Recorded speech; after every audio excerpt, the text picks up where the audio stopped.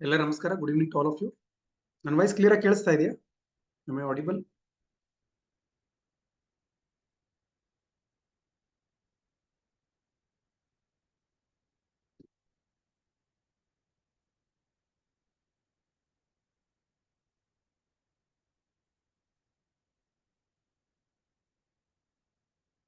Okay, thank you. So ಎಲ್ಲರಿಗೂ ಈ 5 ದಿವಸದ ಏನು ಒಂದು ಸಮಗ್ರ ಆರೋಗ್ಯದ ವರ್ಕ್ಶಾಪ್ ಇದೆ, ಅದಕ್ಕೆ ಸ್ವಾಗತ. ನಿಮ್ಮಲ್ಲಿ ಕೆಲವೊಬ್ಬರು ನನ್ನ 2 ತಿಂಗಳ ಪ್ರೋಗ್ರಾಮ್ ಅನ್ನು ಜಾಯ್ನ್ ಆಗಿದ್ರಿ. ಸೊ ಮತ್ತೆ ಒಂದು ರಿಫ್ರೆಶರ್ ತರ ಮತ್ತೆ ಒಂದು ಫೋಕಸ್ ಅನ್ನ ಮರಳಿ ಪಡ್ಕೊಳ್ಳಕ್ಕೆ ಅಂತ ಹೇಳಿ ಕೆಲವೊಬ್ರು ಆ ಪ್ರೋಗ್ರಾಮ್ ಜಾಯ್ನ್ ಆದವರು ಇಲ್ಲಿದ್ದೀರಾ. ಇನ್ನು ತುಂಬಾ ಜನ ಹೊಸಬರಿದ್ದೀರಾ. ಫಸ್ಟ್ ಟೈಮ್ ನನ್ನ ಪ್ರೋಗ್ರಾಮ್ ಅನ್ನ, ಯಾವುದೇ ಒಂದು ಪ್ರೋಗ್ರಾಮ್ ಅನ್ನ ನೀವು ಜಾಯ್ನ್ ಆಗ್ತಾ ಇದ್ದೀರಾ. ಸೊ ಸೊ ಕೆಲವೊಬ್ಬರಿಗೆ ಕೆಲವೊಂದು ವಿಚಾರಗಳು ಗೊತ್ತಿದೆ, ಕೆಲವೊಬ್ಬರಿಗೆ ಕೆಲವೊಂದು ವಿಚಾರಗಳು ಗೊತ್ತಿರೋದಿಲ್ಲ. ಸೊ ಅದಕ್ಕೆ ನಾನು ಈ 5 ದಿವಸದ ವರ್ಕ್ಶಾಪ್ ಅಲ್ಲಿ ನಮ್ಮ ಆರೋಗ್ಯ ಚೆನ್ನಾಗಿ ಇಟ್ಕೊಳ್ಳಕ್ಕೆ ನಮ್ಮ ಕಡೆಯಿಂದ ಏನು ಪ್ರಯತ್ನಗಳು ಆಗಬೇಕು. ಕೇಳ್ತಾ ಇಲ್ವಾ? Is it not clear? Clear ಆಗಿ ಕೇಳಿಸ್ತಾ ಇದೆಯಲ್ಲ?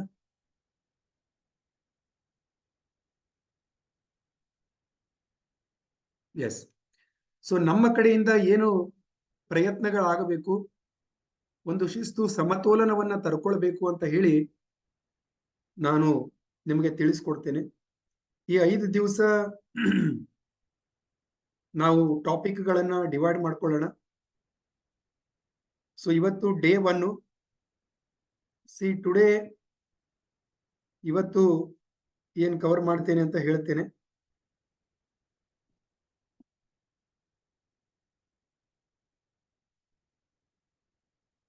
ಇವತ್ತು ನಮ್ಮ ಆರೋಗ್ಯ ಚೆನ್ನಾಗಿರ್ಲಿಕ್ಕೆ ನಮ್ಮ ಆಹಾರ ಕ್ರಮದಲ್ಲಿ ಯಾವ ರೀತಿ ನಾವೊಂದು ಶಿಸ್ತು ಸಮತೋಲನವನ್ನ ತರ್ಕೊಳ್ಬೇಕು, ಆ ಸಮತೋಲನ ಅಂದ್ರೆ ಏನು, ಎಕ್ಸಾಕ್ಟ್ಲಿ ಯಾವ ರೀತಿ ನಾವು ಅದನ್ನ ಅಳವಡಿಸ್ಕೊಳ್ಬೇಕು, ರೂಢಿಸ್ಕೊಳ್ಬೇಕು, ಅದರ ಜೊತೆ ಮೈಂಡ್ಫುಲ್ ಈಟಿಂಗ್ ಬಗ್ಗೆ ಇದನ್ನ ಇವತ್ತು ಅರ್ಥ ಮಾಡ್ಕೊಳ್ಳೋಣ. ಇನ್ನು ನಾಳೆ ಸೆಷನ್ ಅಲ್ಲಿ ನಮ್ಮ ದೇಹ ಏನು 3 ತತ್ವಗಳಿಂದ ನಿರ್ಮಾಣವಾಗಿದೆ, ವಾತ ಪಿತ್ತ ಕಫ, ಅವುಗಳಂದ್ರೆ ಏನು, ಆ ಎನರ್ಜಿಗಳನ್ನ ಯಾವ ರೀತಿ ನಾವು ಬ್ಯಾಲೆನ್ಸ್ ಅಲ್ಲಿ ಇಟ್ಕೊಳ್ಳೋದು. ಯಾಕಂದ್ರೆ ನಮ್ಮ ಆರೋಗ್ಯ ಆ 3 ತತ್ವಗಳಿಂದ ನಿರ್ಮಾಣವಾಗುತ್ತೆ. ಸೊ ಅವುಗಳನ್ನ ಯಾವ ರೀತಿ ನಾವು ಸಮತೋಲನದಲ್ಲಿ ಇಟ್ಕೊಳ್ಳೋದು, ಅದು ಡೇ 2 ಅಲ್ಲಿ.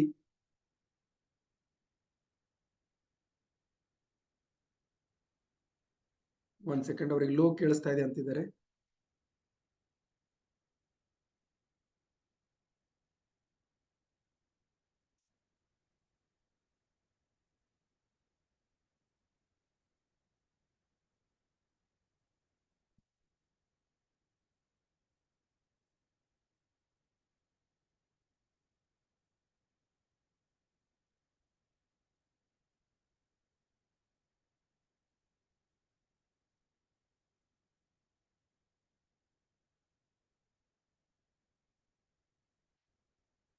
Is it better now?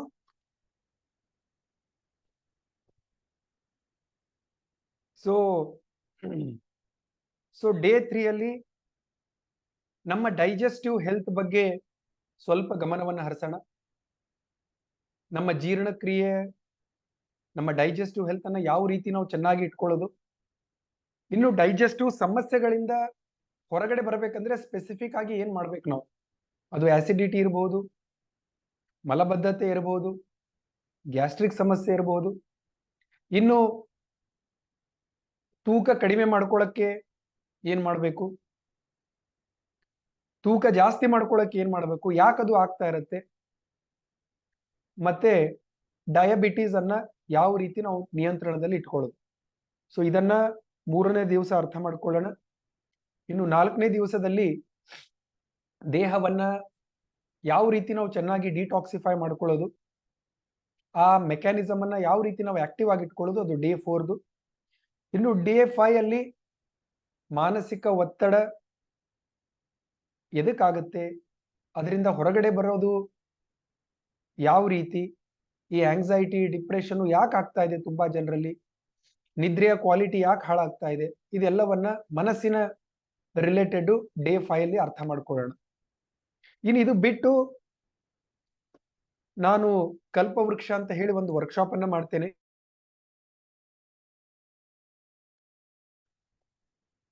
ಆ ಕಲ್ಪವೃಕ್ಷದ ವರ್ಕ್ಶಾಪ್ ಮುಂದಿನ ತಿಂಗಳು ಇರುತ್ತೆ.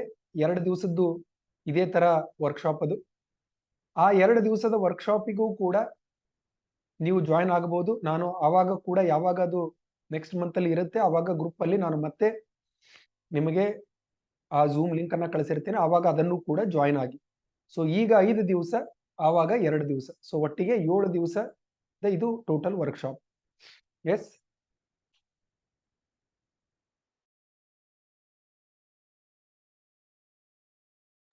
great.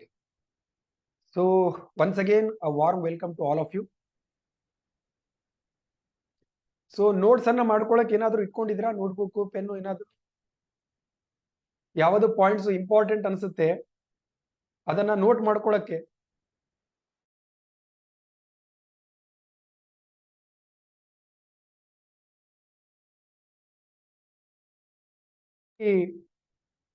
ನಮ್ಮ ವೆರಿ ಗುಡ್, ನಮ್ಮ ಆರೋಗ್ಯ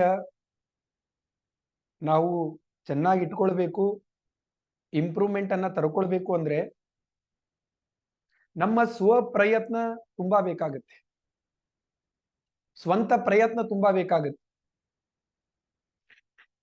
ಆ ಪ್ರಯತ್ನ ನಾವು ಮಾಡದೆ ಆರೋಗ್ಯವನ್ನ ಪಡ್ಕೊಳ್ತೀನಿ ಅಂತ ಹೇಳಿ ತುಂಬಾ ಜನ ಹಲವಾರು ಕಡೆ ಓಡಾಡ್ತಿರ್ತಾರೆ. ಅಲ್ಲಿ ಹೋದೆ, ಆ ಡಾಕ್ಟರ್ ಹತ್ರ ಹೋದೆ, ಇವ್ರ ಹತ್ರ ಹೋದೆ, ಅದು ಹೋದೆ, ಇದು ಹೋದೆ ಅಂತ ಹೇಳಿ. ಸೊ ನಮ್ಮ ಜೀವನ ಕ್ರಮ, ನಮ್ಮ ಆಹಾರ ವ್ಯವಸ್ಥೆ, ಅಲ್ಲಿ ನಾನು ಏನು ತಪ್ಪುಗಳನ್ನ ಮಾಡ್ತಾ ಇದ್ದೀನಿ, ಅಲ್ಲಿ ನಾನು ಹೇಗೆ ಅದನ್ನ ಸರಿಪಡಿಸ್ಕೊಳ್ಳೋದು, ಇದರ ಮೇಲೆ ನಾವು ಕೆಲಸ ಮಾಡೋದು ತುಂಬಾ ಮುಖ್ಯವಾಗುತ್ತೆ. ಅದಕ್ಕೆ ಒಂದು ಸರಿಯಾದ ರೀತಿಯ ತಿಳುವಳಿಕೆಯನ್ನ, ನಾಲೆಜ್ ಅನ್ನ ನಾವು ತಗೊಳ್ಬೇಕು. ಆ ನಾಲೆಜೇ ನಮಗಿಲ್ಲ, ಏನು ಬದಲಾಯಿಸ್ಕೊಳ್ಬೇಕಂತೆ ಗೊತ್ತಿಲ್ಲ ಅಂತಂದ್ರೆ ಆರೋಗ್ಯ ಹಿಂಗ್ ಬರುತ್ತೆ. ಅದಕ್ಕೆ ಈ 5 ದಿವಸದಲ್ಲಿ ದಯಮಾಡಿ ಅದನ್ನ ಸ್ವಲ್ಪ ಆಳಕ್ಕೆ ಇಳಿದು ಅರ್ಥ ಮಾಡ್ಕೊಳ್ಳಿ. ಅರ್ಥ ಮಾಡಿಕೊಂಡು ಅದನ್ನ ಅಳವಡಿಸಿಕೊಳ್ಳುವ ಪ್ರಯತ್ನವನ್ನ ಮಾಡಬೇಕು. ಅದನ್ನ ಅಳವಡಿಸಿಕೊಳ್ಳುವ ಪ್ರಯತ್ನವನ್ನ ಮಾಡಬೇಕು. ನಾವು ಸುಮ್ಮನೆ ತಿಳ್ಕೊಳ್ಳೋದ್ರಿಂದ ಏನೂ ಆಗೋದಿಲ್ಲ. You have to apply the knowledge. ನೀವು ಆ ತಿಳುವಳಿಕೆಯನ್ನ ನಿಮ್ಮ ಜೀವನದ ರೂಢಿ, ಆಹಾರ ವ್ಯವಸ್ಥೆಯಲ್ಲಿ ಅಳವಡಿಸ್ಕೊಳ್ಬೇಕು. ಅದು ತುಂಬಾ ಮುಖ್ಯ. ಅದಕ್ಕೆ ಆವಾಗ ಮಾತ್ರ ನೀವು ಈ ವರ್ಕ್ಶಾಪ್ ಅನ್ನ ಜಾಯಿನ್ ಆಗಿದ್ದು ಒಂದು ಉಪಯೋಗಕ್ಕೆ ಬರುತ್ತೆ. ಇಲ್ಲಾಂದ್ರೆ ಸುಮ್ಮನೆ ಕೇಳೋದು ಬಿಡೋದ್ರಿಂದ ಏನೂ ಆಗಲ್ಲ. ಸೊ ಈಗ ಫಸ್ಟ್ ಆಹಾರದಲ್ಲಿ ಸಮತೋಲನ ಯಾಕೆ ಮುಖ್ಯ ಅಂತ ಹೇಳಿ ತಿಳ್ಕೊಳ್ಳೋಣ. Why it is important to have a balance in our diet. ನಮ್ಮ ಆರೋಗ್ಯ ಚೆನ್ನಾಗಿರ್ಬೇಕು ಅಂತಂದ್ರೆ ನಮ್ಮ ದೇಹದ ಅಂಗಾಂಗಗಳು ತಮ್ಮ ತಮ್ಮ ಕೆಲಸವನ್ನ ಚೆನ್ನಾಗಿ ನಿಭಾಯಿಸಬೇಕು. ನಮ್ಮ ದೇಹದ ಅಂಗಾಂಗಗಳು ತಮ್ಮ ತಮ್ಮ ಕೆಲಸಗಳನ್ನ ಚೆನ್ನಾಗಿ ನಿಭಾಯಿಸಿದ್ವು ಅಂತಂದ್ರೆ ನಮ್ಮ ಆರೋಗ್ಯ ಚೆನ್ನಾಗಿರುತ್ತೆ. ಫಾರ್ ಎಕ್ಸಾಂಪಲ್, ನಿಮ್ಮ ಹೊಟ್ಟೆ ತನ್ನ ಕೆಲಸವನ್ನ ಸರಿಯಾಗಿ ಮಾಡ್ತು, ನಿಮ್ಮ ಕರಳು ತನ್ನ ಕೆಲಸವನ್ನ ಚೆನ್ನಾಗಿ ಮಾಡ್ತು, ನಿಮ್ಮ ದೊಡ್ಡ ಕರಳು ತನ್ನ ಕೆಲಸವನ್ನ ಚೆನ್ನಾಗಿ ಮಾಡ್ತು ಅಂತಂದ್ರೆ ನಿಮ್ಮ ಆಹಾರ ಚೆನ್ನಾಗಿ ಪಚನವಾಗುತ್ತೆ. ನಿಮಗೆ ಯಾವುದೇ ಡೈಜೆಸ್ಟಿವ್ ಸಮಸ್ಯೆಗಳು ಬರೋದಿಲ್ಲ. ಸಮಸ್ಯೆ ಯಾವಾಗ ಬರುತ್ತೆ? ನಿಮ್ಮ ಅಂಗಾಂಗದಲ್ಲಿ ಒಂದು ಇಂಬ್ಯಾಲೆನ್ಸ್ ಆದಾಗ, ನಿಮ್ಮ ಅಂಗಾಂಗ ವೀಕ್ ಆದಾಗ ಆವಾಗಲೇ ಸಮಸ್ಯೆ ಬರೋದು. ಈ ಫಾರ್ ಎಕ್ಸಾಂಪಲ್ ಹೊಟ್ಟೆದು ಒಂದು ಎನರ್ಜಿ ಇದೆ. ಹೊಟ್ಟೆದ ಎನರ್ಜಿ ಏನು, ಯಾವ ತರ ಇರುತ್ತೆ, ಏನು ಕೆಲಸ ಮಾಡುತ್ತೆ ಹೊಟ್ಟೆ? ಆಹಾರವನ್ನ ಸ್ವೀಕಾರ ಮಾಡಿ ಆಹಾರವನ್ನ ಬ್ರೇಕ್ ಡೌನ್ ಮಾಡೋದು. It accepts the food, it holds, ಅದನ್ನ ಹಿಡಿದಿಟ್ಕೊಳ್ಳೋದು, ಅದನ್ನ ಡೈಜೆಸ್ಟ್ ಮಾಡೋದು. ಇದು ಹೊಟ್ಟೆಯ ಕೆಲಸ. ಯಾವಾಗ ಹೊಟ್ಟೆ ವೀಕ್ ಆಗುತ್ತೆ, ಆಹಾರವನ್ನ ಹಿಡಿದಿಟ್ಕೊಳಕ್ ಆಗಲ್ಲ, ಹೊಟ್ಟೆಯಲ್ಲಿ ಆಸಿಡ್ ಅನ್ನ ಹಿಡಿದಿಟ್ಕೊಳಕ್ ಆಗಲ್ಲ, ಆಹಾರವನ್ನ ಪಚನ ಮಾಡ್ಲಿಕ್ಕೆ ಆಗಲ್ಲ, ಅವಾಗ ಏನಾಗುತ್ತೆ, ನಮಗೆ ಆಸಿಡಿಟಿ ಆಗೋದು, ಇಂಡೈಜೆಷನ್ ಆಗೋದು, ಪೌಷ್ಟಿಕಾಂಶಗಳ ಕೊರತೆ ಆಗೋದು, ಹಲವಾರು ಬೇರೆ ಬೇರೆ ಬೇರೆ ಬೇರೆ ರೀತಿಯ ಸಮಸ್ಯೆಗಳು ಬರುತ್ತೆ. ಸೊ ಹೊಟ್ಟೆ ತನ್ನ ಕೆಲಸವನ್ನ ಚೆನ್ನಾಗಿ ಮಾಡಲಿಲ್ಲ, ಅದಕ್ಕೆ ನನ್ನ ಆರೋಗ್ಯದಲ್ಲಿ ಸಮಸ್ಯೆ ಆಯ್ತು. ಅದೇ ರೀತಿ ನಮ್ಮ ಲಿವರು ತನ್ನ ಕೆಲಸವನ್ನ ಚೆನ್ನಾಗಿ ನಿಭಾಯಿಸ್ತು ಅಂತಂದ್ರೆ ಲಿವರಿಗೆ ಸಂಬಂಧಿಸಿದ ಸಮಸ್ಯೆಗಳು ಇರೋದಿಲ್ಲ. ಫಾರ್ ಒಂದು ಎಕ್ಸಾಂಪಲ್, ನಮ್ಮ ದೇಹದಲ್ಲಿ ಕೊಲೆಸ್ಟ್ರಾಲ್ ಅನ್ನ ಯಾರು ಮ್ಯಾನೇಜ್ ಮಾಡ್ತಾರೆ, ನಮ್ಮ ಲಿವರ್ ಮಾಡುತ್ತೆ. ಸೊ ನಮ್ಮ ಲಿವರ್ದು ಫಂಕ್ಷನ್ ಚೆನ್ನಾಗಿತ್ತು ಅಂತಂದ್ರೆ, ಅಂದ್ರೆ ಲಿವರ್ ತನ್ನ ಕೆಲಸವನ್ನ ಚೆನ್ನಾಗಿ ನಿಭಾಯಿಸ್ತಾ ಇತ್ತು ಅಂತಂದ್ರೆ ನಮ್ಮ ದೇಹದಲ್ಲಿ ಕೊಲೆಸ್ಟ್ರಾಲ್ ಬ್ಯಾಲೆನ್ಸ್ ಅಲ್ಲಿ ಇರುತ್ತೆ.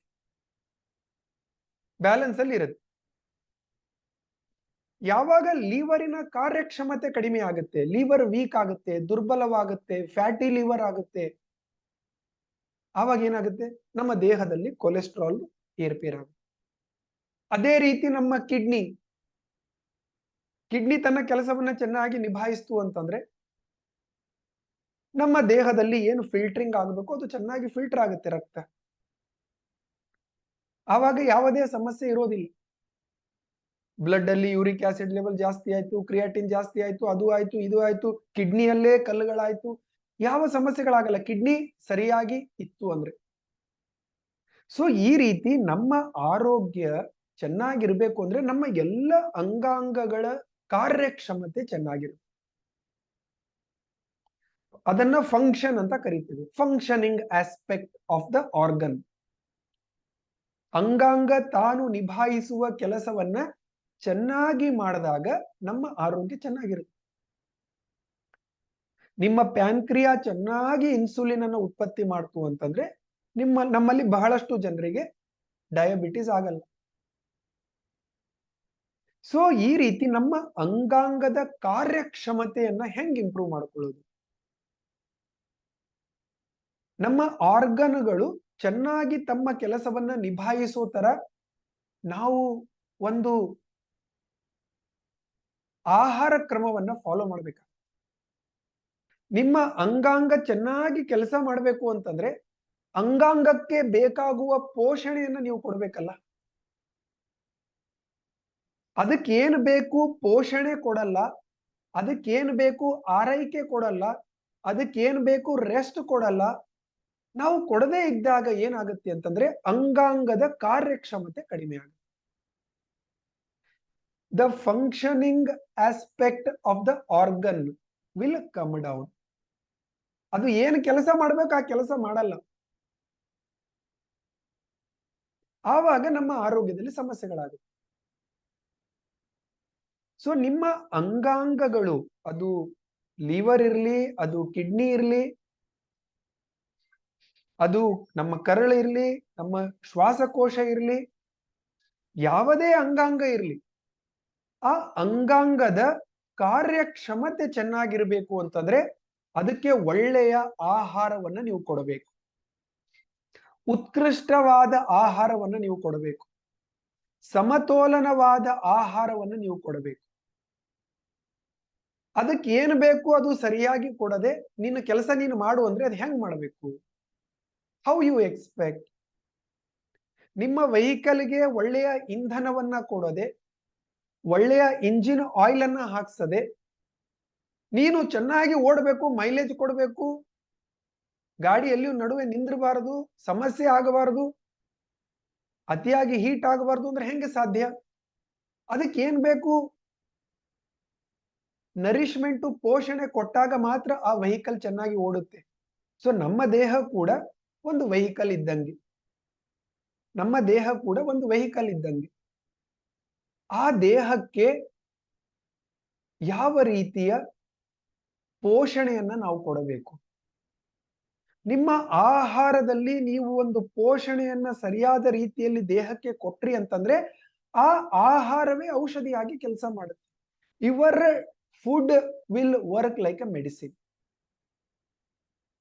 ನಾವು ಬಹಳಷ್ಟು ಜನ ಆ ಆಹಾರದಲ್ಲಿ ಯಾವುದೇ ಶಿಸ್ತನ್ನ ತರ್ಕೊಳ್ತಾ ಇಲ್ಲ, ಸಮತೋಲನವನ್ನ ತರ್ಕೊಳ್ತಾ ಇಲ್ಲ, ಅದರ ಗುಣಮಟ್ಟವನ್ನ ಹೆಚ್ಚಿಸ್ತಾ ಇಲ್ಲ. ಏನ್ ಬೇಕಾದ್ರೂ ತಿನ್ನೋದು, ಯಾವಾಗ ಬೇಕಾದ್ರೂ ತಿನ್ನೋದು, ಹೆಂಗ್ ಬೇಕಾದ್ರೂ ತಿನ್ನೋದು, ತಿಂದು ಆಮೇಲೆ ನನಗೆ ಆ ಸಮಸ್ಯೆ ಇದೆ, ನನಗೆ ಈ ಸಮಸ್ಯೆ ಇದೆ, ಅಲ್ಲ ಹಂಗಾಗ್ತಾ ಇದೆ, ಹಿಂಗಾಗ್ತಾ ಇದೆ ಅಂತ ಹೇಳಿ ನಾವು ಸಮಸ್ಯೆಗಳಿಗೆ ಪರಿಹಾರಗಳನ್ನು ಹುಡುಕ್ತಾ ತಿರುಗಾಡ್ತೇವೆ. ಸೊ ಅದಕ್ಕೆ ನೀವು ಇವತ್ತಿನಿಂದ ನಾಳೆಯಿಂದ ನಿಮ್ಮ ದೇಹಕ್ಕೆ ಸಮತೋಲನವಾದ ರೀತಿಯಲ್ಲಿ ಉತ್ಕೃಷ್ಟವಾದ ಸಾಧ್ಯವಾದಷ್ಟು ಒಳ್ಳೆಯ ಮಟ್ಟಿನ ಆಹಾರವನ್ನ ಕೊಡಬೇಕು. ಅದು ಕೊಟ್ಟಾಗಲೇ ನಿಮ್ಮ ದೇಹದ ಅಂಗಾಂಗಗಳು ತನ್ನ ಕೆಲಸವನ್ನ ನಿಭಾಯಿಸುತ್ತೆ. ಸೊ ಒಂದು ಆ ಬ್ಯಾಲೆನ್ಸ್ ಅಂದ್ರೆ ಏನು ಅಂತ ತಿಳ್ಕೊಳ್ಬೇಕು. ಒಳ್ಳೆಯ ಗುಣಮಟ್ಟ ಅಂದ್ರೆ ಏನು ಅಂತ ಹೇಳಿ ತಿಳ್ಕೊ. ಒಂದು ಆಹಾರ ಬ್ಯಾಲೆನ್ಸ್ ಅಲ್ಲಿ ಇರಬೇಕು, ಎರಡನೇದ್ದು ಅದರ ಗುಣಮಟ್ಟ ಚೆನ್ನಾಗಿರ್ಬೇಕು. ಎರಡೂ ನೀವು ಮಾಡಿದಾಗ ನಿಮ್ಮ ದೇಹಕ್ಕೆ ಬೇಕಾಗುವ ಸರಿಯಾದ ಪೋಷಣೆ ಸಿಗುತ್ತೆ.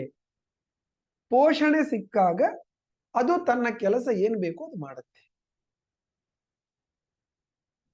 ದೇಹಕ್ಕೆ ಆಹಾರದಿಂದ ಸಿಗುವ ಪೋಷಣೆಯ ಜೊತೆ ಇನ್ನೂ ಬೇರೆ ರೀತಿಯಲ್ಲೂ ಪೋಷಣೆ ಸಿಗುತ್ತೆ. ಅದನ್ನ ನಾವು ನಿಧಾನಕ್ಕೆ ಒಂದೊಂದಾಗಿ ಅರ್ಥ ಮಾಡ್ಕೊಳ್ಳೋಣ. ಆಹಾರದಿಂದ ಪೋಷಣೆಯನ್ನ ಕೊಡೋದು ಹೇಗೆ, ಇವತ್ತು ಅದನ್ನ ವಿವರವಾಗಿ ಅರ್ಥ ಮಾಡಿಕೊಂಡು ಅದನ್ನ ಅಳವಡಿಸಿಕೊಳ್ಳುವ ಪ್ರಯತ್ನವನ್ನ ಮಾಡೋಣ. Yes, is it fine? Is it fine? Is it fine? Clear ಆಗಿ ಕೇಳಿಸ್ತಾ ಇದೆಯಾ? ಕ್ಲಿಯರ್ ಆಗಿ ಕೇಳಿಸ್ತಾ ಇದೆಯಲ್ಲ?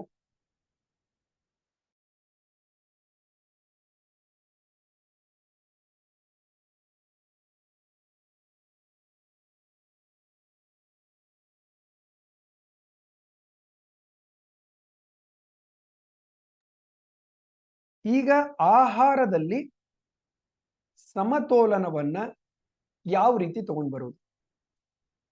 How you can ensure a right balance in your diet. ನಮ್ಮ ದೇಹಕ್ಕೆ ಎಲ್ಲ ರೀತಿಯ ಪೌಷ್ಟಿಕಾಂಶಗಳು ಬೇಕಾಗುತ್ತೆ. ನಮ್ಮ ದೇಹಕ್ಕೆ ಏನ್ ಬೇಕು? ಎಲ್ಲ ರೀತಿಯ ಪೌಷ್ಟಿಕಾಂಶಗಳು ಬೇಕಾಗುತ್ತೆ. ನಿಮ್ಮ ಆಹಾರ ಹೆಲ್ದಿ ಇದ್ರೆ ಸಾಕಾಗಲ್ಲ, ನಿಮ್ಮ ಆಹಾರದಲ್ಲಿ ಒಂದು ಸಮತೋಲನ ಬೇಕು. ಫಾರ್ ಎಕ್ಸಾಂಪಲ್, ನಾನು ಜೋಳದ ರೊಟ್ಟಿ ತಿಂತೀನಿ, ಜೋಳದ ರೊಟ್ಟಿ ಹೆಲ್ದಿ ಇದೆ, ನೋ ಡೌಟ್, ಯಾವುದೇ ಪ್ರಶ್ನೆ ಇಲ್ಲ. ರಾಗಿ ತಿಂತೇನೆ, ನೋ ಡೌಟ್, ರಾಗಿ ತುಂಬಾ ಹೆಲ್ದಿ. ಮಿಲೆಟ್ಸ್ ಗಳನ್ನ ತಿಂತೇನೆ, ಹೆಲ್ದಿ. ಆದರೆ ನಿಮಗೆ ಜೋಳ, ರಾಗಿ, ಆ ಸಿರಿಧಾನ್ಯದಲ್ಲಿ ನಿಮ್ಮ ದೇಹಕ್ಕೆ ಬೇಕಾಗುವ ಎಲ್ಲ ಪೌಷ್ಟಿಕಾಂಶ ಸಿಗೋದಿಲ್ಲ. ಸೊ ನೀವು ಬರೀ ಒಳ್ಳೆಯ ಆಹಾರ ತಿಂದ್ರೆ ನಿಮ್ಮ ದೇಹಕ್ಕೆ ಎಲ್ಲ ಪೋಷಣೆ ಸಿಗೋದಿಲ್ಲ. ನಿಮ್ಮ ದೇಹಕ್ಕೆ ಎಲ್ಲ ರೀತಿಯ ಪೌಷ್ಟಿಕಾಂಶಗಳು ಬೇಕಾಗುತ್ತೆ. ಆ ಎಲ್ಲ ರೀತಿಯ ಪೌಷ್ಟಿಕಾಂಶಗಳನ್ನ ಸಿಗೋ ತರ ಪ್ರತಿನಿತ್ಯ ನಾನು ದೇಹಕ್ಕೆ ಒಂದು ಆಹಾರವನ್ನ ಕೊಡಬೇಕು. ಅದೇ ಪೋಷಣೆ ದೇಹಕ್ಕೆ. ಇವತ್ತು ನಾವೇನ್ ಮಾಡ್ತಾ ಇದೀವಿ ಅಂದ್ರೆ ಅತಿಯಾಗಿ ತಿಂತಾ ಇರೋದು ಕಾರ್ಬೋಹೈಡ್ರೇಟ್. ಕಾರ್ಬೋಹೈಡ್ರೇಟ್ ಅಂದ್ರೆ ಯಾವುದು? ಅಕ್ಕಿ, ಗೋಧಿ, ಜೋಳ, ರಾಗಿ, ಸಿರಿಧಾನ್ಯ ಎಲ್ಲ ಕಾರ್ಬೋಹೈಡ್ರೇಟ್. ಅವಶ್ಯಕತೆಗಿಂತ ಜಾಸ್ತಿ ಕಾರ್ಬೋಹೈಡ್ರೇಟ್ ತಿಂತಾ ಇದೆ. ಕಾರ್ಬೋಹೈಡ್ರೇಟ್ ನಮಗೆ ಏನು ಕೊಡುತ್ತೆ ಅಂದ್ರೆ ಗ್ಲೂಕೋಸ್ ಅನ್ನ ಕೊಡುತ್ತೆ. ಗ್ಲೂಕೋಸ್ ಬೇಕು ನಮಗೆ, ಎದಕ್ಕೆ? ಎನರ್ಜಿ. ನೀವೇನೇ ಕೆಲಸ ಮಾಡ್ಬೇಕಂದ್ರೆ ಎನರ್ಜಿ ಬೇಕಲ್ಲ. ಆ ಎನರ್ಜಿಯ ರಿಕ್ವೈರ್ಮೆಂಟ್ಗೆ ಗ್ಲೂಕೋಸ್ ಬೇಕಾಗುತ್ತೆ. ಆದರೆ ನಮ್ಮ ದೇಹದ ಅವಶ್ಯಕತೆ ಎಷ್ಟಿದೆ ಇವತ್ತು ಆ ಗ್ಲೂಕೋಸ್ ಇಂದು, ಅದಕ್ಕಿಂತ ಜಾಸ್ತಿ ಕೊಡ್ತಾ ಇದೀವಿ ಎಲ್ಲರೂ. ಅವಶ್ಯಕತೆ ಎಷ್ಟಿದೆ ಅದಕ್ಕಿಂತ ಜಾಸ್ತಿ ಕೊಡ್ತಾ ಇದ್ದೀವಿ. ಅವಶ್ಯಕತೆ ಇವತ್ತಿನ ನಮ್ಮ ಲೈಫ್ ಸ್ಟೈಲ್ಗೆ ಕಡಿಮೆ ಇದೆ. ಇವತ್ತು ನೋಡಿ, ನಾವು ನಮ್ಮ ಪ್ರೀವಿಯಸ್ ಜನರೇಷನ್ ಅನ್ನ ನೋಡಿದಾಗ, ನಮ್ಮ ತಂದೆ ತಾಯಿಯ ಜೀವನ ಶೈಲಿಯನ್ನ ನೋಡಿದಾಗ, ನಮ್ಮ ಅಜ್ಜಿ ತಾತರ ಜೀವನ ಶೈಲಿಯನ್ನ ನೋಡಿದಾಗ, ಇವತ್ತಿನ ನಮ್ಮ ಜೀವನ ಶೈಲಿಯಲ್ಲಿ ಫಿಸಿಕಲ್ ಆಕ್ಟಿವಿಟಿ ಅನ್ನೋದು ಸಿಕ್ಕಾಪಟ್ಟೆ ಕಡಿಮೆಯಾಗಿದೆ. ಹೌದಾ ಅಲ್ವಾ? ಎಸ್ ಅವ್ರನು 50% ವರೆಗೂ ಕಡಿಮೆಯಾಗಿದೆ. ಇನ್ನೂ ಕೆಲವೊಬ್ಬರಲ್ಲಿ ಜಾಸ್ತಿನೇ ಆಗಿರಬಹುದು.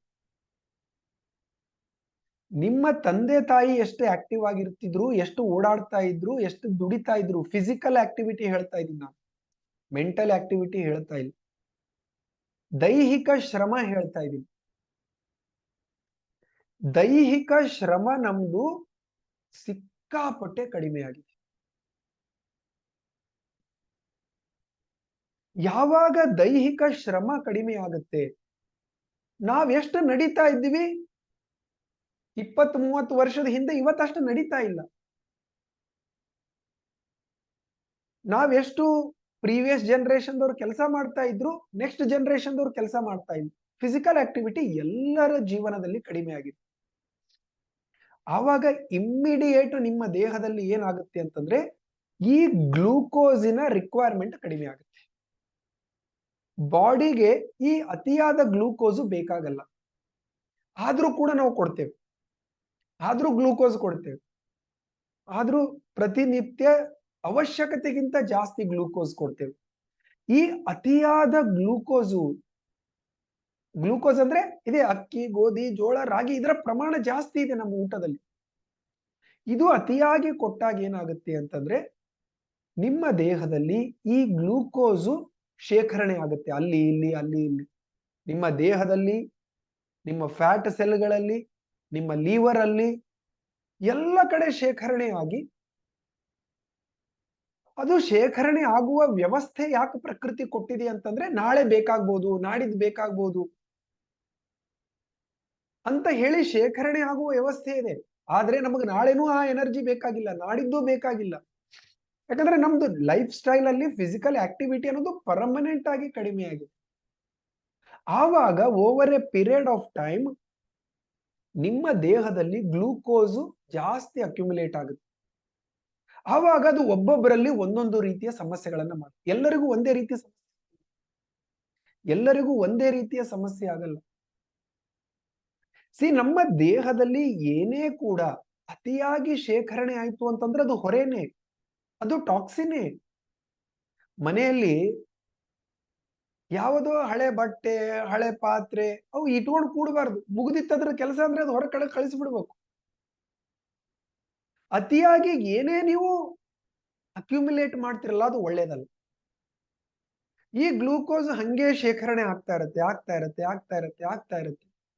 ಅದು ನಿಮ್ಮ ದೇಹದಲ್ಲಿ ಟಾಕ್ಸಿನ್ ಆಗುತ್ತೆ. It is a toxin. Anything that is unwanted is a toxin. ಯಾವುದು ನನಗೆ ಅವಶ್ಯಕತೆ ಇಲ್ಲ ಅದು ಟಾಕ್ಸಿನೇ, ನೆನ್ಪಿಟ್ಕೊಳ್ಳಿ. ನಿಮಗೆ ಯಾವ್ದು ಅವಶ್ಯಕತೆ ಇಲ್ಲ ಅದು ಟಾಕ್ಸಿನೇ.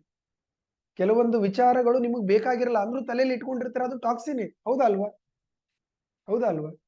ನಿಮಗೆ ಯಾವ್ದು ಬೇಡ ಆಗಿದೆ ಅದು ನಿಮ್ ತಲೆಯಲ್ಲಿ ಇಟ್ಕೊಂಡ್ರಿ ಅಂದ್ರೆ ಅದು ಟಾಕ್ಸಿನೇ. ಅದೇ ರೀತಿ ನಿಮ್ಮ ದೇಹದಲ್ಲಿ ಯಾವುದು ಬೇಕಾಗಿಲ್ಲ ಅದನ್ನ ಇಟ್ಕೊಂಡ್ರಿ ಅಂದ್ರೆ ಅದು ಟಾಕ್ಸಿನೇ, ಅದನ್ನ ಆಮ ಅಂತೆ ಕರೆಯೋದು. ಸೊ ಈ ಗ್ಲೂಕೋಸು ಶೇಖರಣೆ ಆಗ್ತಾ ಇದೆ. ಸೊ ಅದು ಆಗಬಾರ್ದು ಅಂದ್ರೆ ನಾನು ಏನ್ ಮಾಡ್ಬೇಕು? ನನ್ನ ಆಹಾರದಲ್ಲಿ ನಾನೇ ಅರ್ಥೈಸಿಕೊಂಡು, ಹೌದಪ್ಪ ನನ್ನ ಫಿಸಿಕಲ್ ಆಕ್ಟಿವಿಟಿ ಕಡಿಮೆ ಇದೆ, ನಾನು ಈ ಕಾರ್ಬೋಹೈಡ್ರೇಟಿನ ಪ್ರಮಾಣವನ್ನ ಸ್ವಲ್ಪ ಕಡಿಮೆ ಮಾಡಬೇಕು. ಅದು ಅಕ್ಕಿ ಇರ್ಲಿ, ಗೋಧಿ ಇರ್ಲಿ, ಜೋಳ ಇರ್ಲಿ, ರಾಗಿ ಇರ್ಲಿ, ಸಿರಿಧಾನ್ಯ ಇರ್ಲಿ, ಎಷ್ಟೇ ಒಳ್ಳೇದಿರ್ಲಿ, ಅದರ ಪ್ರಮಾಣ ಕಡಿಮೆ ಮಾಡಿ. ಇದು ನೀವು ಮಾಡಿದ್ರಿ ಅಂದ್ರೆ ಹಲವಾರು ದೇಹದಲ್ಲಿ ಆಗುವ ಸಮಸ್ಯೆಗಳು ಕಡಿಮೆ ಆಗುತ್ತೆ. ಡಯಾಬಿಟಿಸ್ ಆಗಲ್ಲ, ಕೊಲೆಸ್ಟ್ರಾಲ್ ಆಗೋದು ಕಡಿಮೆ ಆಗುತ್ತೆ, ಫ್ಯಾಟಿ ಲಿವರ್ ಆಗಲ್ಲ,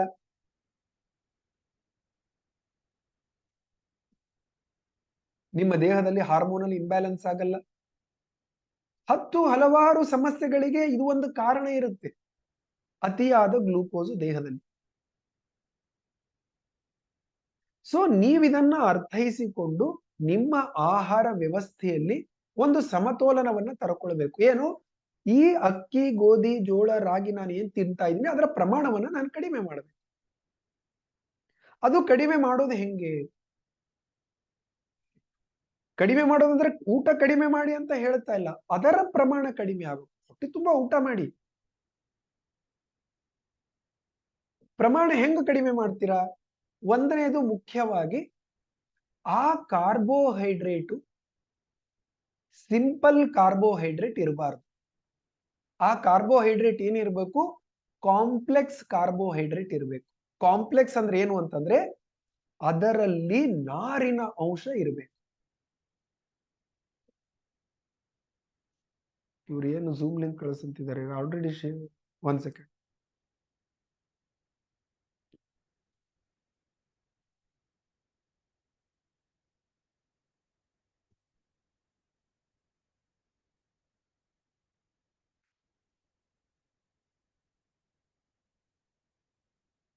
ಸೊ ನಿಮ್ಮ ಆಹಾರದಲ್ಲಿ ನಾರಿನ ಅಂಶ ಇರುತ್ತೆ. ಇವತ್ತೇನಾಗಿದೆ ಅಂದ್ರೆ ನಮ್ಮ ಆಹಾರದಲ್ಲಿ ದೇಹಕ್ಕೆ ಬೇಕಾಗುವ ನಾರಿನ ಅಂಶ ಇಲ್ಲ. ಯಾಕಿಲ್ಲ?